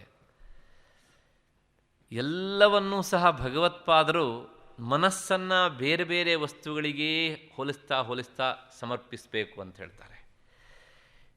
ಆ ಹಿಂದಿನ ಪದ್ಯದಲ್ಲಿ ಮನಸ್ಸು ಅಂತ ಹೇಳಿದರು, ಇಲ್ಲಿ ಬುದ್ಧಿ ಅಂತ ಶಬ್ದ ಹೇಳ್ತಾರೆ. ಮನಸ್ಸು ಚಂಚಲಾತ್ಮಕವಾದಂಥದ್ದು. ಚಂಚಲವಾದ ಮನಸ್ಸು ಒಂದು ಸಲ ಪರಮೇಶ್ವರನ ಹತ್ರ ಹೋಗಬಹುದು, ಮತ್ತೆ ಬಿಟ್ಟು ಬರಬಹುದು. ಆದರೆ ಬುದ್ಧಿ ಕನ್ಯೆ ಅಂತ ಆದಮೇಲೆ, ಮದುವೆ ಆದಮೇಲೆ ಮತ್ತು ನಾವು ಅಲ್ಲೇ ಇರಬೇಕು ಆಕೆ ಅಂತ. ಹಾಗಾಗಿ ಶಾಶ್ವತವಾಗಿ ನೀನು ಅಲ್ಲೇ ಇರಬೇಕು ಎನ್ನುವಂತಹ ಹಿನ್ನೆಲೆಯಲ್ಲಿ ಈ ಪ್ರಾರ್ಥನೆಯನ್ನು ಮಾಡ್ತಾರೆ. ಏನು? ನನ್ನ ಬುದ್ಧಿ ಹೇಗಿದೆ ಕೇಳಿದರೆ, ಈ ವಧುವನ್ನು ನಿನಗೆ ಕೊಡ್ತಾ ಇದ್ದೇನೆ. ಸಾಮಾನ್ಯವಾಗಿ ಒಂದು ಮಾತುಂಟು, 1000 ಸುಳ್ಳು ಹೇಳಿ ಒಂದು ಮದುವೆ ಮಾಡಬೇಕು ಅಂತ. ಅಂದರೆ ಹುಡುಗಿಯಲ್ಲಿರುವಂಥ ದೋಷಗಳನ್ನೆಲ್ಲ ಮುಚ್ಚಿ ಮದುವೆ ಮಾಡಬೇಕು ಅಂತ. ಆಮೇಲೆ ಕಟ್ಕೊಂಡವನು ಅವನ ಹಣೆ ಬರ ಏನಾವನು ಮಾಡ್ಕೊಂಡು ಹೋಗಲಿ ಅವನು ಅಂತ. ಇದು ಉದ್ದೇಶ ಅಲ್ಲ. ಒಟ್ಟಾರೆ ಒಂದು ಕನ್ಯೆಗೆ ವಿವಾಹ ಸಂಸ್ಕಾರ ಆದರೆ ಒಂದು ಪುಣ್ಯ ಎನ್ನುವಂಥ ಹಿನ್ನೆಲೆಯಲ್ಲಿ, ಸಮಾಜದಲ್ಲಿ ಬೇರೆಯವರ ಹೊಣೆಗಾರಿಕೆಯೂ ಉಂಟು ಎನ್ನುವಂಥ ಮಾತಿನ ಹಿನ್ನೆಲೆಯಲ್ಲಿ ಆ ಮಾತು ಬಂದದ್ದು. ಇಲ್ಲಿ ಭಗವತ್ಪಾದರು ಆ ಮಾತನ್ನು ಹೇಳ್ತಾರೆ, ಸದುಪಚಾರ ವಿಧಿಷು. ಅವಳು, ಈ ನನ್ನ ಬುದ್ಧಿ ಎನ್ನುವಂಥ ವಧು ಹೇಗಿದ್ದಾಳೆ ಕೇಳಿದರೆ, ಮನೆಗೆ ಬಂದವರಿಗೆ ಹೇಗೆ ಆದರ ಆತಿಥ್ಯ ಮಾಡಬೇಕು ಅನ್ನುವಂಥ ಉಪಚಾರ ಮಾಡುವಂಥ ಕಲೆಯನ್ನು ಚೆನ್ನಾಗಿ ಮೈಗೂಡಿಸಿಕೊಂಡಿದ್ದಾಳೆ. ಮತ್ತೆ ಹೇಗಿದ್ದಾಳೆ ಕೇಳಿದರೆ, ಅನುಬೋಧಿತಾಂ, ತುಂಬ ಚೆನ್ನಾಗಿ ತಿಳುವಳಿಕೆ ಉಂಟು ಅವಳಿಗೆ. ಅಂದರೆ ತುಂಬ ಚೆನ್ನಾಗಿ ಓದಿದ್ದಾಳೆ. ಓದ್ದವರಿಗೆಲ್ಲ ತಿಳುವಳಿಕೆ ಇರಬೇಕು ಅಂತಿಲ್ಲ, ಆದರೂ ನಮಗೊಂದು ಭ್ರಮೆ ಉಂಟು, ಓದಿದ್ದಾರೆ ಅಂದರೆ ಅವರಿಗೊಂದು ತಿಳುವಳಿಕೆ ಇರುತ್ತೆ ಅಂತ. ಆದರೆ ಓದದೇ ಇರುವವರಿಗೆ ಓದಿದವರಿಗಿಂತಲೂ ಹೆಚ್ಚು ತಿಳುವಳಿಕೆ ಇರುವ ಸಾಧ್ಯತೆ ಉಂಟು. ಹಾಗಾಗಿ ಭಗವತ್ಪಾದರು ಹೇಳ್ತಾರೆ ಆಕೆ ವಿದ್ಯಾವಂತೆ ಅಂತ ಹೇಳ್ತಾ ಇಲ್ಲ, ಬುದ್ಧಿಯನ್ನು ಅನುಬೋಧಿತಾಂ, ಸಾಕಷ್ಟು ತಿಳಿದುಕೊಂಡಿದ್ದಾಳೆ ಅವಳು ಅಂತ. ನೀ ವಿದ್ಯಾವಂತರು ಅಂತ ಹೆಸರಿಂದ ಕರೆಯಲ್ಪಟ್ಟು ತಿಳ್ಕೊಳ್ಳದೇ ಇದ್ರೆ ಏನು ಪ್ರಯೋಜನ? ನೀವು ಸಾಕಷ್ಟು ತಿಳಿದುಕೊಂಡಿದ್ದರೆ ವಿದ್ಯಾವಂತರು ಎನ್ನುವಂತಹ ಟೈಟ್ಲ್ ಇಲ್ಲದೇ ಇದ್ದರೂ ಸಹ ನಿಮಗೆ ಲಾಭವೇ? ಹಾಗಾಗಿ ನಾವು ಸರ್ಟಿಫೈಡ್ ಆಗೋದು ಮುಖ್ಯ ಅಲ್ಲ, ಕ್ವಾಲಿಫೈಡ್ ಆಗೋದು ಮುಖ್ಯ. ಹಾಗಾಗಿ ಭಗವತ್ಪಾದರ ಪದ ಅನುಬೋಧಿತಾಂ, ತುಂಬ ಚೆನ್ನಾಗಿ ತಿಳಿದುಕೊಂಡಿದ್ದಾಳೆ. ಮತ್ತು ಅಷ್ಟೇ ಅಲ್ಲ, ಸುಹೃದಂ, ತುಂಬ ಉತ್ತಮವಾದಂತಹ ಹೃದಯವಂತಿಕೆಯನ್ನು ಆಕೆ ಪಡೆದುಕೊಂಡಿದ್ದಾಳೆ. ಅಂದರೆ ಒಂದು ಹೆಣ್ಣು ಮಗುವಿಗೆ ಇರಬೇಕಾದಂಥ ಅರ್ಹತೆ ಒಂದು ಹೃದಯವಂತಿಕೆ. ಮನೆಯಲ್ಲಿ ದೊಡ್ಡವರು ಇದ್ದಾಗ ಕೇವಲ ನಾನು, ನನ್ನ ಗಂಡ, ನನ್ನ ಮಕ್ಕಳು ಎನ್ನುವಂಥ ಈ ಸ್ವಾರ್ಥದ ಬುದ್ಧಿ, ಭಗವತ್ಪಾದ ಹೇಳುವಂಥ ಈ ಬುದ್ಧಿ ಎನ್ನುವಂಥ ವಧುವಿಗೆ ಇಲ್ಲ. ವಿಶಾಲ ಹೃದಯದ ಹೆಣ್ಣು ಮಗಳು, ಮತ್ತು ಸಾಕಷ್ಟು ತಿಳುವಳಿಕೆ ಉಂಟು. ಅದಕ್ಕಿಂತ ಹೆಚ್ಚಾಗಿ ಆದರ ಆತಿಥ್ಯಕ್ಕೆ ಆಕೆ ಹೆಸರಾಗಿದ್ದಾಳೆ. ಇಂತಹ ಹೆಣ್ಣು ಮಗಳನ್ನು, ಇಂತಹ ಸುಸಂಸ್ಕೃತವಾದ ಹೆಣ್ಣು ಮಗಳನ್ನು, ವಧುವನ್ನು ನಾನು ನಿನಗೆ ಕೊಡ್ತಾ ಇದ್ದೇನೆ. ಈಕೆಯನ್ನು ನೀನು ಸ್ವೀಕರಿಸಬೇಕು. ಅಷ್ಟೇ ಅಲ್ಲ, ಈಗಾಗಲೇ ಇವಳಿಗೆ ಸಾಕಷ್ಟು ಉತ್ತಮ ಗುಣಗಳಿವೆ, ಇವಳು ನಿನ್ನನ್ನು ಸೇರಿದರೆ ಇನ್ನೂ ಉತ್ತಮಳಾಗ್ತಾಳೆ ಅನ್ನುವಂಥ ಭರವಸೆ ನನಗುಂಟು. ಒಂದೇ ಒಂದಂದರೆ ನೀನು ಈಕೆಯನ್ನು ಒಪ್ಪಿಕೊಳ್ಳಬೇಕು. ಅಂದರೆ ಏನು ಹೇಳ್ದಂಗಾಯಿತು ಕೇಳಿದರೆ, ಈಗಾಗಲೇ ನಾನು ಅಷ್ಟೋ ಇಷ್ಟೋ ಸಾಧನೆಗೆ ತೊಡಗಿ ನನ್ನ ಬುದ್ಧಿಗೆ ನಾನು ಸಂಸ್ಕಾರವನ್ನು ಕೊಟ್ಟಿದ್ದೇನೆ. ಒಮ್ಮೆ ಕುಳಿತು ಧ್ಯಾನಕ್ಕೆ ತೊಡಗಿದರೆ ನನ್ನ ಬುದ್ಧಿಯನ್ನು ನಿನ್ನಲ್ಲಿ ನಾನು ಇರಿಸ್ತೇನೆ. ಹಾಗೆ ಇರಿಸಿದ ಬುದ್ಧಿಯನ್ನು ಮತ್ತೆ ನನ್ನತ್ತ ಬರದೇ ಇರುವಂತೆ ನೀನು ಶಾಶ್ವತವಾಗಿ ನಿನ್ನಲ್ಲೇ ಇಟ್ಟುಕೊಡಬೇಕು. ಇದೆಲ್ಲ ಕಾವ್ಯದ ಸರಣಿ. ಈ ಸರಣಿ ಗೊತ್ತಾದಾಗ ಹೌದಲ್ಲ, ಎಷ್ಟು ಸುಂದರವಾಗಿ ಕಾವ್ಯದ ಧಾಟಿಯಲ್ಲಿ ಭಗವತ್ಪಾದರು ಹೇಳ್ತಾರೆ. ಮತ್ತು ಇದರ ಹಿಂದಿರುವಂಥದ್ದು ಅಪ್ಪಟವಾದಂಥ ಭಕ್ತಿ. ಆ ಭಕ್ತಿಯ ಹೂರಣ, ಅದಕ್ಕೆ ಕಾವ್ಯದ ಒಂದು ತೊಗಟೆಯನ್ನು ಭಗವತ್ಪಾದರು ತೊಡಿಸಿಬಿಡ್ತಾರೆ. ಒಂಥರ ಈ ಕರುಗಡು ಬಿದ್ದ ಹಾಗೆ ಅದರೊಳಗಡೆ ಒಳ್ಳೆ ಭಕ್ತಿಯ ಹೂರಣ ಇಟ್ಟಿದ್ದಾರೆ, ಮೇಲ್ಗಡೆಯಿಂದ ಅದಕ್ಕೆ ಗೋಧಿ ಹಿಟ್ಟಿನ ಕವಚ ಹಾಕಿಬಿಟ್ಟಿದ್ದಾರೆ. ಯಾವುದು ಕವಚ ಕೇಳಿದ್ರೆ ಕಾವ್ಯ ಕವಚ. ಇಷ್ಟನ್ನು ಮಾಡಿ ಕೊನೆಗೆ ಮುಂದಕ್ಕೆ ಇಟ್ಟುಬಿಡೋದು. ಕೆಲವು ಜನರು ಏನಾಗುತ್ತೆ ಕೇಳಿದ್ರೆ, ಆ ಹೂರಣ ನೋಡಲಿಕ್ಕೆ ಆಗದೇ ಇದ್ದಾಗ ಏನು ಬರೀ ಕವಚ ಅಷ್ಟೇ ಉಂಟಲ್ಲ ಅಂತ ಅನಿಸುತ್ತೆ. ಆದರೆ ಕವಚವನ್ನು ಭೇದಿಸಿದಾಗ ಒಳಗಡೆ ಹೂರಣ ಸಿಗತ್ತೆ, ಭಕ್ತಿ ಹೂರಣ ಎನ್ನುವಂಥದ್ದು. ಇಷ್ಟು ಹಿನ್ನೆಲೆಯಲ್ಲಿ ನೀನು ಈ ನನ್ನ ಬುದ್ಧಿ ಎನ್ನುವಂಥ ವಧುವನ್ನು ನೀನು ಸ್ವೀಕರಿಸು ಅಂತ ಭಗವತ್ಪಾದರು ಈ ಶ್ಲೋಕದಲ್ಲಿ ಪ್ರಾರ್ಥನೆ ಮಾಡ್ತಾರೆ. ಇಲ್ಲಿಗೆ 3 ಶ್ಲೋಕಗಳಾದವು. ಶ್ಲೋಕಗಳ ಗಾತ್ರವೂ ಸಹ ಇದು ಚಿಕ್ಕದಾಗಿ ಉಂಟು. ಮತ್ತು ಇಲ್ಲಿ ಬಂದಂಥ ಎಷ್ಟೋ ವಿಷಯಗಳು ಈಗಾಗಲೇ ಹಿಂದೆ 2-3 ಸಲ ಬಂದಿದ್ದು, ಹಾಗಾಗಿ ಹೆಚ್ಚು ವಿವರಣೆಯನ್ನು ಮತ್ತೆ ಮುಂದುವರಿಸಿದೆ. ಮುಂದಿನ ಶ್ಲೋಕಕ್ಕೆ ಹೋಗೋಣ. ಮುಂದಿನ ಶ್ಲೋಕ 79ನೇ ಪದ್ಯ. ಇದರ ಛಂದಸ್ಸಿನ ನಡೆ ಬೇರೆ ಆಗತ್ತೆ. ಏನು ಅಂತ ನೋಡೋಣ. ನಿತ್ಯಂ ಯೋಗಿ ಮನಸ್ಸರೋಜದಲ ಸಂಚಾರಕ್ಷಮಸ್ತ್ವತ್ಕ್ರಮಃ ಶಂಭೋ ತೇನ ಕಥಂ ಕಠೋರಯಮರಾಡ್ವಕ್ಷಃ ಕವಾಟಕ್ಷತಿಃ ಅತ್ಯಂತಂ ಮೃದುಲಂ ತ್ವದಂಘ್ರಿಯುಗಲಂ ಹಾಮೇ ಮನಶ್ಚಿಂತಯತ್ಯೇತಲ್ಲೋಚನಗೋಚರಂ ಕುರು ವಿಭೋ ಹಸ್ತೇನ ಸಂವಾಹಯೇ. ನಿತ್ಯಂ ಯೋಗಿ ಮನಸ್ಸರೋಜದಲ ಸಂಚಾರಕ್ಷಮಸ್ತ್ವತ್ಕ್ರಮಃ ಶಂಭೋ ತೇನ ಕಥಂ ಕಠೋರಯಮರಾಡ್ವಕ್ಷಃ ಕವಾಟಕ್ಷತಿಃ ಅತ್ಯಂತಂ ಮೃದುಲಂ ತ್ವದಂಘ್ರಿಯುಗಲಂ ಹಾಮೇ ಮನಶ್ಚಿಂತಯತಿ ಏತಲ್ಲೋಚನಗೋಚರಂ ಕುರು ವಿಭೋ ಹಸ್ತೇನ ಸಂವಾಹಯೇ. ಈ ಶ್ಲೋಕ ಶಾರ್ದೂಲ ವಿಕ್ರೀಡಿತ ಎನ್ನುವಂಥ ಛಂದಸ್ಸಿನಲ್ಲಿ ಉಂಟು. ಸೂರ್ಯಾಶ್ವೈರ್ಮಸಜಾಸ್ತತಾಸ್ಸ ಗುರವಃ ಶಾರ್ದೂಲ ವಿಕ್ರೀಡಿತಂ ಎನ್ನುವಂಥದ್ದು ಈ ಛಂದಸ್ಸಿನ ವಿವರಣೆ. ಏನು ಹೀಗಂದರೆ ಅಂದರೆ ಮಸಜಾಸ್ತತಾಸ್ಸ ಗುರವಃ ಎನ್ನುವಂಥದ್ದು ಡೆಫಿನೇಷನ್. ಮಗಣ, ಸಗಣ, ಜಗಣ, ಮತ್ತು ಸಗಣ, ತಗಣ, ತಗಣ, ಅದಾದಮೇಲೆ ಗುರವ, ಒಂದು ಗುರು ಇರಬೇಕು ಅಂತ. ಅಲ್ಲಿಗೆ ಎಷ್ಟಾಯಿತು ಕೇಳಿದರೆ ಒಟ್ಟು 17 ಅಕ್ಷರಗಳು ಇರಬೇಕು ಅದರೊಳಗೆ. ನೋಡಿ ಅಷ್ಟಿದೆಯೋ ಇಲ್ವೋ ಅಂತ. ಸೂರ್ಯ ಅಂದರೆ ಏನು ಅಂತ ಒಂದು ಸಂಶಯ ಬರುತ್ತೆ ನಿಮಗೆ. ಮತ್ತು ಅಶ್ವ ಅಂದರೆ ಏನು ಅಂತ ಒಂದು ಸಂಶಯ ಬರುತ್ತೆ. ಇದಕ್ಕೆಲ್ಲ ಈ ಸಂಸ್ಕೃತದ ಛಂದಸ್ಸಿನ ಭಾಷೆಯೇ ವಿಚಿತ್ರವಾದಂಥದ್ದು. ಸೂರ್ಯ ಅಂದರೆ 12 ಅಂತ ಅರ್ಥ. ಅಂದರೆ 12 ಅಕ್ಷರಕ್ಕೆ ಒಂದು ಯತಿ ಪಾಸ್ ಇರಬೇಕು. ಅಲ್ಲಿಂದ ಮುಂದೆ ಅಶ್ವ ಅಂದರೆ 7 ಅಂತ. ಯಾಕೆ ಅಂದರೆ ಸೂರ್ಯನ ರಥಕ್ಕೆ ಕಟ್ಟಿದ ಕುದುರೆಗಳ ಸಂಖ್ಯೆ 7. ಮತ್ತು ಸೂರ್ಯ ಒಬ್ಬನೇ ಇರೋದಲ್ವ, ಅವನು ಹೇಗೆ 12 ಅಂತ ಕೇಳಿದರೆ, ಸೂರ್ಯ ಒಂದೊಂದು ಮಾಸದಲ್ಲಿ ಒಂದೊಂದು ರಾಶಿಯಲ್ಲಿದ್ದಾಗ ಒಂದೊಂದು ಸೂರ್ಯ ಅಂತ ಗಣನೆ. ಮೇಷಾದಿ ರಾಶಿಗಳಲ್ಲಿದ್ದಾಗ ಮೇಷ ಸೂರ್ಯ, ಹೀಗೆ ಒಂದೊಂದು. ಈಗ ನಾವು ಎಲ್ಲಿದ್ದೇವೆ ಕೇಳಿದರೆ, ಈಗ ತಾನೇ ಧನುರ್ಮಾಸ ಕಳೆದು ನಾವು ಮಕರ ಮಾಸದಲ್ಲಿದ್ದೇವೆ. ಹಾಗಾಗಿ ಮಕರ ರಾಶಿಯಲ್ಲಿ ಸೂರ್ಯನಿದ್ದಾನೆ. ಹೀಗೆ ಒಂದೊಂದು ರಾಶಿಯಲ್ಲಿ ಸೂರ್ಯ ಸಂಚರಿಸ್ತಾ ಬಂದಾಗ ಒಬ್ಬನೇ ಸೂರ್ಯನನ್ನು 12 ಸೂರ್ಯ ಅಂತ ಪರಿಗಣನೆ ಮಾಡುವಂಥದ್ದು. ಹಾಗಾಗಿ ಸೂರ್ಯ ಇಂಡಿಕೇಟ್ಸ್ 12 ಅಂತ ಅರ್ಥ. ಅಶ್ವ ಅವನ ರಥಕ್ಕೆ ಕಟ್ಟಿದ ಕುದುರೆಗಳ ಸಂಖ್ಯೆ 7.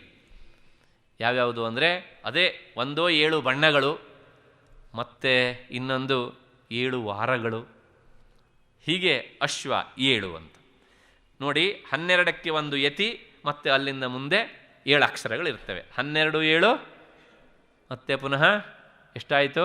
19 ಅಕ್ಷರಗಳಾಗ್ತವೆ. 19 ಗುಣಿಸು 4 ಮಾಡಿದರೆ ಎಷ್ಟಾಗುತ್ತೋ ಅಷ್ಟು ಅಕ್ಷರಗಳು ಇರ್ತವೆ ಆ ಶ್ಲೋಕದೊಳಗೆ. ಇಷ್ಟು ಹಿನ್ನೆಲೆಯಲ್ಲಿ ಪ್ರತಿಪದಾರ್ಥವನ್ನು ನೋಡೋಣ. ಶಂಭೋ, ಹೇ ಶಂಭುವೆ, ತ್ವತ್ ಕ್ರಮಃ, ನಿನ್ನ ಹೆಜ್ಜೆಗಳು, ನಿತ್ಯಂ ಯಾವಾಗಲೂ, ಯೋಗಿ ಮನಸ್ಸರೋಜ ದಲ ಸಂಚಾರಕ್ಷಮಃ, ಯೋಗಿಗಳ ಮನಸ್ಸೆಂಬ ಕಮಲದ ದಳಗಳ ಮೇಲೆ ಸಂಚರಿಸ್ತಾ ಇರುತ್ತೆ. ಯಾವುದು? ನಿನ್ನ ಕಾಲುಗಳು, ಹೆಜ್ಜೆಗಳು ಅಂತ. ತೇನ, ಅಂತಹ ಮೃದುವಾದಂಥ ಸ್ಥಳದಲ್ಲಿ ಸಂಚರಿಸುವಂತಹ ನಿನ್ನ ಕಾಲುಗಳು, ಕಠೋರ ಯಮರಾಟ್ ವಕ್ಷಃ ಕವಾಟ ಕ್ಷತಿ, ಅತ್ಯಂತ ಕಠಿಣವಾದಂತಹ ಯಮನ ಎದೆಗೆ ಒದೆಯುವಂತಹ ಈ ಕಠಿಣತೆಯನ್ನು ಅದು ಕಥಂ, ಹೇಗೆ ತಾನೇ ಪಡೆಯಿತು? ತ್ವದಂಘ್ರಿಯುಗಲಂ, ನಿನ್ನೆರಡು ಪಾದಗಳು ಅತ್ಯಂತ ಮೃದುಲಂ, ಅತ್ಯಂತ ಮೃದುವಾದವುಗಳು, ಕೋಮಲವಾದವುಗಳು. ಮೇ ಮನಃ, ನನ್ನ ಮನಸ್ಸು, ಚಿಂತಯತಿ, ಈಗ ಇದನ್ನೇ ಯೋಚನೆ ಮಾಡ್ತಾ ಉಂಟು. ಏನು ಕೇಳಿದರೆ, ವಿಭೋ, ಹೇ ಪ್ರಭುವಾದಂಥ ಪರಮೇಶ್ವರ, ಏತಲ್ಲೋಚನಗೋಚರಂ ಕುರು, ಆ ಯಮನ ಎದೆಗೆ ಒದ್ದಂತಹ ನಿನ್ನ ಪಾದವನ್ನು ನನ್ನ ಕಣ್ಣಿಗೆ ತೋರಿಸಪ್ಪ ಒಮ್ಮೆ. ಯಾಕೆ ಕೇಳಿದರೆ, ಹಸ್ತೇನ, ನನ್ನ ಕೈಯಾರೆ, ನನ್ನ ಕೈಯಿಂದ ಸಂವಾಹಯೇ, ಒಮ್ಮೆ ಒತ್ತಿ ನಿನಗಾದಂಥ ನೋವನ್ನು ನಿವಾರಿಸ್ತೇನಪ್ಪ. ಏನು ಹೇಳ್ತಾರೆ ಭಗವತ್ಪಾದರು? ಈ ಶ್ಲೋಕದ ಹಿಂದೆ ಭಕ್ತ ಮಾರ್ಕಂಡೇಯನ ಕಥೆ ಸೇರಿಕೊಂಡು ಇದೆ.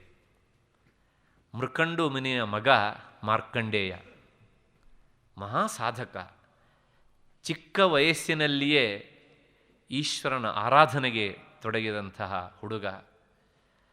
ಆದರೆ ಏನಾಯಿತು, ಅವನಿಗೆ ಅರ್ಧ ಆಯುಷ್ಯ, ಅರೆ ಆಯುಷ್ಯ, ಪೂರ್ಣಾಯುಷ್ಯ ಇಲ್ಲ. ಈಶ್ವರನ ಪೂಜೆಗೆ ತೊಡಗಿದ್ದಾನೆ. ಯಮ ಇವನನ್ನು ಅಪಹರಿಸಿಕೊಂಡು ಹೋಗೋದಕ್ಕೆ ಅಂತ ಬಂದಿದ್ದಾನೆ. ತನ್ನ ಪಾಶವನ್ನು ಹಾಕಿಬಿಟ್ಟಿದ್ದಾನೆ ಈ ಮಗುವಿನ ಮೇಲೆ. ಆಗ ಭಯಗೊಂಡಂತಹ ಮಾರ್ಕಂಡೇಯ ಶಿವಲಿಂಗವನ್ನು ತಬ್ಬಿಕೊಳ್ಳುತ್ತಾನೆ. ಆಗ ಈಶ್ವರ ಪ್ರತ್ಯಕ್ಷನಾಗ್ತಾನೆ ಇವನಿಗೋಸ್ಕರ.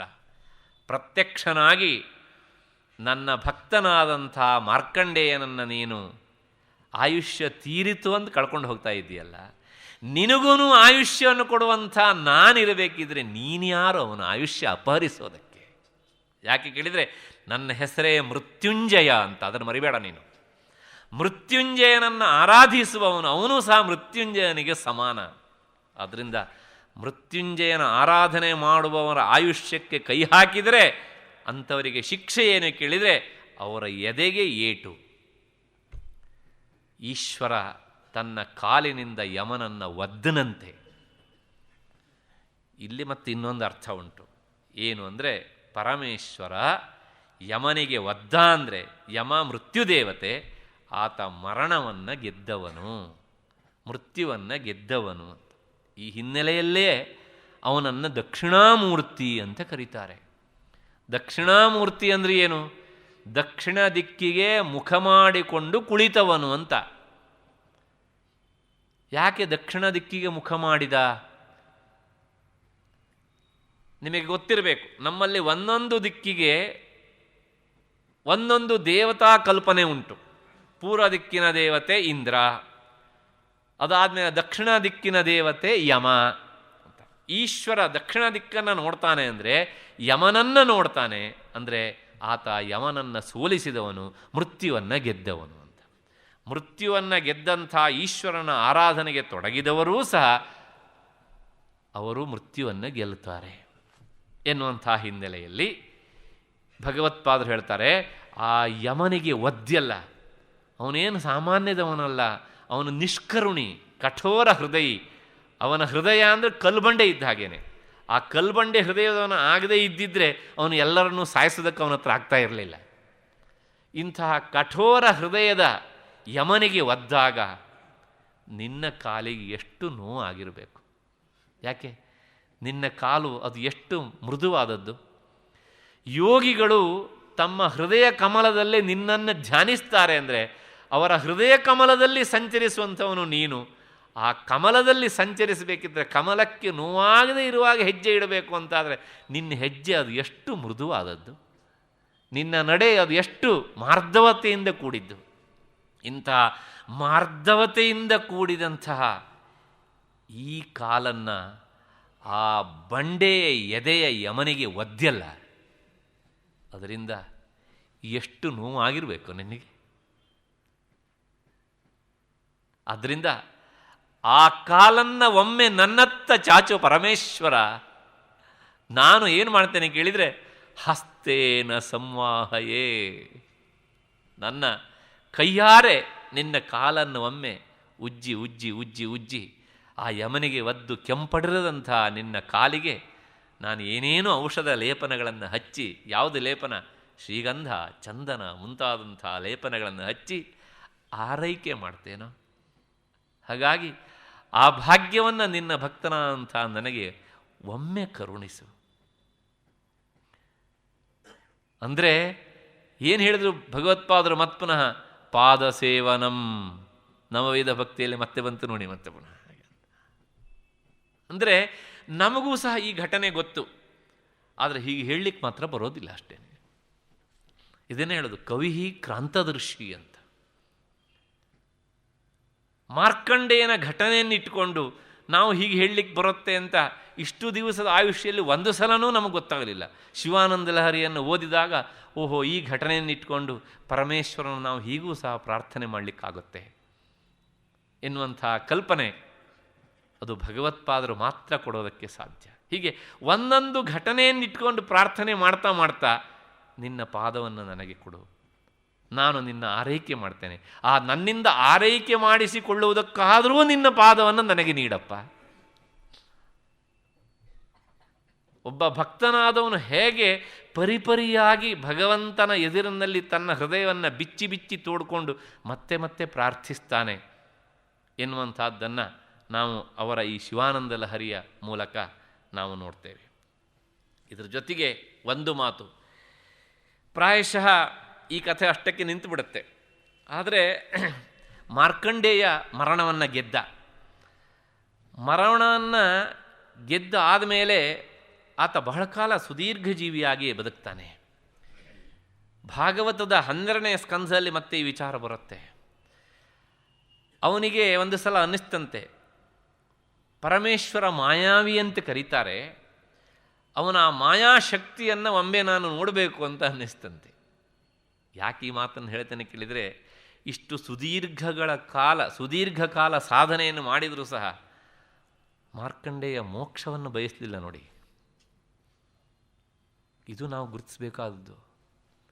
ಆತ ಏನು ಕೇಳಿದ ಕೇಳಿದರೆ, ಸ್ವತಃ ನಾರಾಯಣವನಿಗೆ ಪ್ರತ್ಯಕ್ಷನಾಗಿ ಬರ್ತಾನೆ. ಕೊನೆಗೆ ಪ್ರತ್ಯಕ್ಷನಾಗಿ ಬಂದಾಗ, ನನಗೆ ಇನ್ನು ಜನ್ಮ ಬೇಡಪ್ಪ, ನನಗೆ ಮೋಕ್ಷವನ್ನು ಕೊಡು ಅಂತ ಕೇಳಬಹುದಿತ್ತು.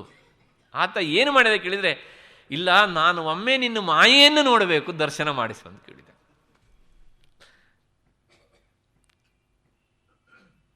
ತಿಳಿದವರೂ ಸಹ ತಪ್ಪು ಹೆಜ್ಜೆಯನ್ನು ಹೇಗೆ ಇಡುತ್ತಾರೆ. ಕೊನೆಗೆ ಆಗಲಿ ಅಂತ ಹೇಳಿ ವಿಷ್ಣು ಅದರ್ಶನಾಗ್ತಾನೆ. ಅದಾದ ಮೇಲೆ ಇದ್ದಕ್ಕಿದ್ದ ಹಾಗೆ ಒಂದು ದಿವಸ ಅವನ ಆಶ್ರಮದಲ್ಲಿ ಕುಳಿತು ತಪಸ್ ಮಾಡ್ತಾ ಇದ್ದಾಗ ಅವನ ಆಶ್ರಮದ ಮುಂದ್ಗಡೆ ನದಿ ಉಕ್ಕೇರಿ ಬರುತ್ತೆ, ನೀರಿನಲ್ಲಿ ತುಂಬಿ ತೇಲ್ತಾ ಇರತ್ತೆ. ನೋಡ್ತಾ ನೋಡ್ತಾ ನೋಡ್ತಾ ಇದ್ದ ಹಾಗೆ ಇಡೀ ಅವನ ಆಶ್ರಮ ಎಲ್ಲ ಜಲಾವೃತ ಆಗಿಬಿಡ್ತು. ಕೊನೆಗೆ ಆ ನೀರಿನಲ್ಲಿ ಮಹಾ ಮೊಸಳೆಗಳು, ತಿಮಿಂಗಿಲಗಳು, ಮತ್ತಷ್ಟೇ ಅಲ್ಲ ತಿಮಿಂಗಿಲಗಿಲಗಳು ಎಲ್ಲವೂ ಸಹ ಸೇರಿಕೊಂಡಿವೆ. ಬಂದು ಇವನನ್ನೂ ಸಹ ಎಳಿತಾ ಇವೆ. ಆ ತೆರೆ ಉಲ್ಲೋಲ ಕಲ್ಲೋಲವಾಗಿ ಅಪ್ಪಳಿಸ್ತಾ ಉಂಟು. ಎಲ್ಲ ಕಡೆಗೂ ಸಹ ಕಾರ್ಗತ್ತಲು, ಎಲ್ಲಿ ನೋಡಿದರೂ ಸಹ ಏನೂ ಕಣ್ಣಿಗೆ ಕಾಣಿಸ್ತಿಲ್ಲ. ಅಪರಂಪಾರವಾದಂಥ ಜಲರಾಶಿ. ಒಂದೊಂದು ತೆರೆ ಬಂದು ಅಪ್ಪಳಿಸಿದಾಗ ಮಾರ್ಕಂಡೆ ಎದ್ನೋ ಬಿದ್ನೋ ಸುಸ್ತಾಗಿ ಹೋದ. ಕೊನೆಗೆ ಆತ ಆ ನೀರಿನ ತೆರೆಗಳನ್ನು ದಾಟ್ಕೊಂಡು ಕಷ್ಟಪಡ್ತಾ, ಬರೇ ಕತ್ತಲು ಎಲ್ಲ ಕಡೆಗೂ ಸಹ. ಒಂದು ಕಡೆಗೆ ಒಂದು ಆಲದ ಮರ ಕಂಡಿತಂತೆ ಅವನಿಗೆ. ಆ ಆಲದ ಮರದ ಹತ್ರ ಹೋಗಬೇಕು ಅಂತ ಚಡಪಡಿಸಿ ಹೋಗ್ತಾ ಇದ್ದರೆ ಆ ಆಲದ ಮರದ ಬುಡದಲ್ಲಿ, ಅಂದರೆ ಬುಡವು ಕಾಣಿಸ್ತಾ ಇಲ್ಲ, ಅದರ ಯಾವುದೋ ಒಂದು ಟೊಂಗೆಯ ಮೇಲೆ ಒಂದು ಶಿಶು ಅಳುತ್ತಾ ಇರೋದು ಕಂಡಿತಂತೆ ಅವನಿಗೆ. ಆ ಶಿಶುವನ್ನು ಮುಟ್ಟಬೇಕು ಅಂತ ಹೋದಾಗ ಇದ್ದಕ್ಕಿದ್ದ ಹಾಗೆ ಅವನಿಗೆ ಮತ್ತೆ ಪುನಃ ತನ್ನೆಲ್ಲ ಆ ಹಿಂದಿನ ನೆನಪುಗಳು ಬರ್ತವೆ. ತಕ್ಷಣವೇ ಮಾಯೆ ದೂರ ಸರಿಯತ್ತೆ. ಅದೇನೇ ವಟಸ್ಯ ಪತ್ರಸ್ಯ ಪುಟೇ ಶಯಾನಂ ಬಾಲಂ ಮುಕುಂದಂ ಮನಸಾಸ್ಮರಾಮಿ. ಈ ದೃಶ್ಯವನ್ನು ಮೊಟ್ಟ ಮೊದಲು ಕಂಡವನು ಮಾರ್ಕಂಡೇಯ ಮುನಿ.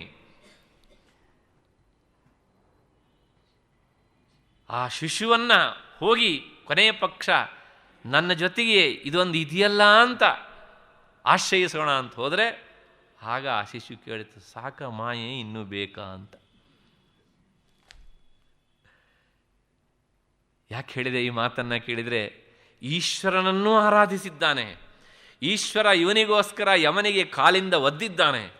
ಇಂತಹ ಮಾರ್ಕಂಡೇಯ ಕೊನೆಗೆ ತಪಸ್ಸಿಗೆ ತೊಡಗಿದಾಗ, ನಾರಾಯಣ ಪ್ರತ್ಯಕ್ಷನಾದಾಗ, ನನಗೆ ಮೋಕ್ಷ ಬೇಕು ಅಂತ ಕೇಳ್ಬೋದಿತ್ತು, ಕೇಳಲಿಲ್ಲ. ನೋಡಿ, ನಿನ್ನ ಮಾಯೆ ನೋಡಬೇಕು ಅಂತ.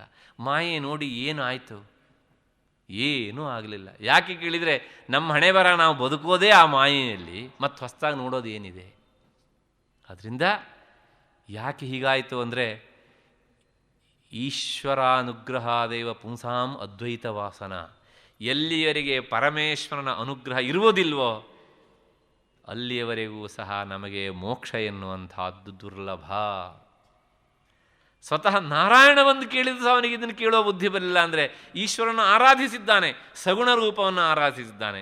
ನಿನಗೆ ಇದು ಶಾಶ್ವತವಾದದ್ದಲ್ಲ, ಇದರ ಹಿಂದಿರುವಂಥದ್ದು ನಿನ್ನ ಅಪ್ಪಟವಾದಂಥ ಕೇವಲ ಚೈತನ್ಯ ಜ್ಞಾನ, ಅದು ನನ್ನ ಸ್ವರೂಪ ಹೌದು ಎನ್ನುವಂಥ ನೆಲೆಯಲ್ಲಿ ಮಾರ್ಕಂಡೇಯ ಪ್ರಾಯಶಃ ಧ್ಯಾನಿಸಿದ್ದಿದ್ರೆ ಈಶ್ವರ ಅಂದೇ ಅವನಿಗೆ ಮೋಕ್ಷವನ್ನು ಸಹ ತಥಾಸ್ತು ಅಂತ ಹೇಳಿ ಅನುಗ್ರಹಿಸ್ತಾ ಇದ್ನ ಏನು. ಇಷ್ಟು ಹಿನ್ನೆಲೆಯಲ್ಲಿ ಆ ಮಾರ್ಕಂಡೇಯ ಮುನಿಯಂಥವನಿಗೆ ಇಂಥ ಪರಿಸ್ಥಿತಿ ಬಂದರೆ ಪ್ರಾಯಶಃ ನಾವು ಏನಾದ್ರು ಸಾಧನೆ ಮಾಡಿ ಏನಾದ್ರು ಭಗವಂತ ಬಂದುಬಿಟ್ರೆ ನಾವು ಏನು ಕೇಳಬಲ್ಲೆವು? ನಾವು ಪ್ರಾಯಶಃ ಒಂದು ದೊಡ್ಡ ಪಟ್ಟಿನೇ ಕೊಡ್ತೇವೆ ಮತ್ತು ಪುನಃ ಅಷ್ಟೇ. ಅದರಿಂದ ಭಗವತ್ಪಾದರು ಹೇಳ್ತಾರೆ ಏನಪ್ಪ ಅಂತ ಕೇಳಿದರೆ, ಅಂತಹ ಮಾರ್ಕಂಡೇಯನಿಗೋಸ್ಕರ ಭಗವಂತ ಯಮನಿಗೆ ಒದ್ದ. ಆ ಕಾಲನ್ನು ನೀನು ಬಿಡಬೇಡಪ್ಪ. ಕಾಲು ಅನ್ನೋದಕ್ಕೆ ಇನ್ನೊಂದು ಅರ್ಥ ಪಾದ. ಪಾದ ಅಂದ್ರೇ ಸ್ವರೂಪ ಅಂತ ಅರ್ಥ. ಉತ್ತಮಾನಾಂ ಸ್ವರೂಪಂತೂ ಪಾದಶಬ್ದೇನ ಭಣ್ಯತೆ ಅಂತ. ಶ್ರೇಷ್ಠರಾದವರ ಸ್ವರೂಪವನ್ನು ಯಾವ ಶಬ್ದದಿಂದ ಹೇಳ್ತಾರೆ ಕೇಳಿದರೆ ಪಾದ ಎನ್ನುವಂಥ ಶಬ್ದದಿಂದಲೇ ಹೇಳ್ತಾರಲ್ಲ, ನೀವು ನಿಮ್ಮ ಪಾದವನ್ನು ನಮ್ಮ ಮನೆಗೆ ಬೆಳೆಸಬೇಕು ಅಂತ ಹೇಳಿದ್ದೇನೆ ಹಿಂದೊಮ್ಮೆ. ಇದನ್ನು ಪ್ರಾಯಶಃ ನನ್ನ ನೆನಪು. ಅಂದರೆ ನೀವು ನಿಮ್ಮನೆಯಲ್ಲೇ ಕುಳಿತುಕೊಂಡು ನಮ್ಮನೆಯವರಿಗೆ ಕಾಲು ಚಾಚಬೇಕು ಅಂತನಾ? ಪಾದ ಅನ್ನೋದಕ್ಕೆ ಅರ್ಥ ಏನು? ನಿಮ್ಮ ಸ್ವರೂಪ, ನಿಮ್ಮ ಪಾದವನ್ನು ನಮ್ಮನೆಯವರಿಗೆ ಬೆಳೆಸಬೇಕು ಅಂದರೆ ನಿಮ್ಮ ಸ್ವರೂಪ ನಮ್ಮ ಮನೆಯವರಿಗೂ ಬರಬೇಕು ಅಂತ. ಹಾಗಾಗಿ ಆ ಪಾದ ಅದು ಕೇವಲ ಪಾದ ಅಲ್ಲ, ಅದು ನಿನ್ನದೇ ಸ್ವರೂಪ. ಯಾಕೆ ಕೇಳಿದರೆ, ನೀನು ನಿರ್ಗುಣ ನಿರಾಕಾರನಾದಂಥ ನಿನಗೆ ಸಗುಣ ರೂಪವನ್ನು ಎಲ್ಲಿಂದ ತರೋದು ಪರಮೇಶ್ವರ? ಹಾಗಾಗಿ ನಿನ್ನ ಆ ಪಾದ ಎನ್ನುವಂಥ ಶಬ್ದದಿಂದ ಹೇಳುವಂಥ ಸ್ವರೂಪವನ್ನು ನನಗೆ ಅನುಗ್ರಹಿಸು. ಮತ್ತೆ ಮತ್ತೆ ನನಗೆ ಅದನ್ನು ನೀನು ನನ್ನ ಮೇಲೆ ಅನುಕಂಪ ಇಟ್ಟು ನನಗೆ ಅದನ್ನು ಅನುಗ್ರಹಿಸಿ ಎನ್ನುವಂಥ ಪ್ರಾರ್ಥನೆಯನ್ನು ಭಗವತ್ಪಾದರು ಈ 79ನೇ ಪದ್ಯದಲ್ಲಿ ತಿಳಿಸಿಕೊಡ್ತಾರೆ. ಮತ್ತೆ ಮುಂದಿನದು 80ನೆಯ ಪದ್ಯ. ನಾನು ಸ್ವಲ್ಪ ಓಡಿಸ್ತಾ ಇದ್ದೇನೆ ಅಂತ ಅನಿಸ್ಬಹುದೇನೋ, ಯಾಕೆಂದರೆ ಮೊದಲೇ ಹೇಳಿದೆ 7 ದಿನಗಳ ಒಳಗಾಗಿ ಶಿವಾನಂದ ಲಹರಿಯನ್ನು ಮುಗಿಸಲೇಬೇಕು ಅನ್ನುವಂಥ ಹಿನ್ನೆಲೆಯಲ್ಲಿ ಈ 80ನೆಯ ಪದ್ಯದಲ್ಲಿ ಭಗವತ್ಪಾದರು ಶಿವನ ತಾಂಡವ ನರ್ತನ ಆ ವಿಷಯವಾಗಿ ಹೇಳ್ತಾರೆ. ಯಾಕೆ ಅವನು ಕೈಲಾಸ ಪರ್ವತದಲ್ಲಿ ನರ್ತನ ಮಾಡ್ತಾನೆ? ಯಾವುದೋ ಒಂದು ವೇದಿಕೆಯ ಮೇಲೆ ನರ್ತನ ಮಾಡ್ಬೋದಿತ್ತಲ್ಲ, ಆ ಕಲ್ಲು ಮುಳ್ಳುಗಳಿಂದ ಕೂಡಿದಂಥ ಗುಡ್ಡದಲ್ಲಿ ಯಾಕೆ ನರ್ತನ ಮಾಡ್ತಾನೆ ಅನ್ನೋದನ್ನು ಈ ಪದ್ಯದಲ್ಲಿ ತಿಳಿಸಿಕೊಡ್ತಾರೆ. ಮತ್ತು ನರ್ತನ ಅಂದ್ರೇನು, ಲಾಸ್ಯ ಅಂದ್ರೇನು, ಈ ಎಲ್ಲ ವಿವರಣೆಯನ್ನು ಸಹ ನಾವು ಈ ಪದ್ಯದಲ್ಲಿ ನೋಡಬೇಕಾದದ್ದಿದೆ. ಹಾಗಾಗಿ ಇಂದಿನ ಸಮಯ ಇಲ್ಲಿಗೆ ಆಗಿದೆ. ನಾಳೆ ದಿವಸ ಸೇರಿದಾಗ ಈ ಪದ್ಯದ ವಿವರಣೆಯನ್ನು, ಪ್ರತಿಪದಾರ್ಥವನ್ನು ನೋಡೋಣ. ಅಲ್ಲಿವರೆಗೆ ನಿಮಗೆಲ್ಲರಿಗೂ ನಮಸ್ಕಾರ ಮತ್ತು ಕೃತಜ್ಞತೆಗಳು.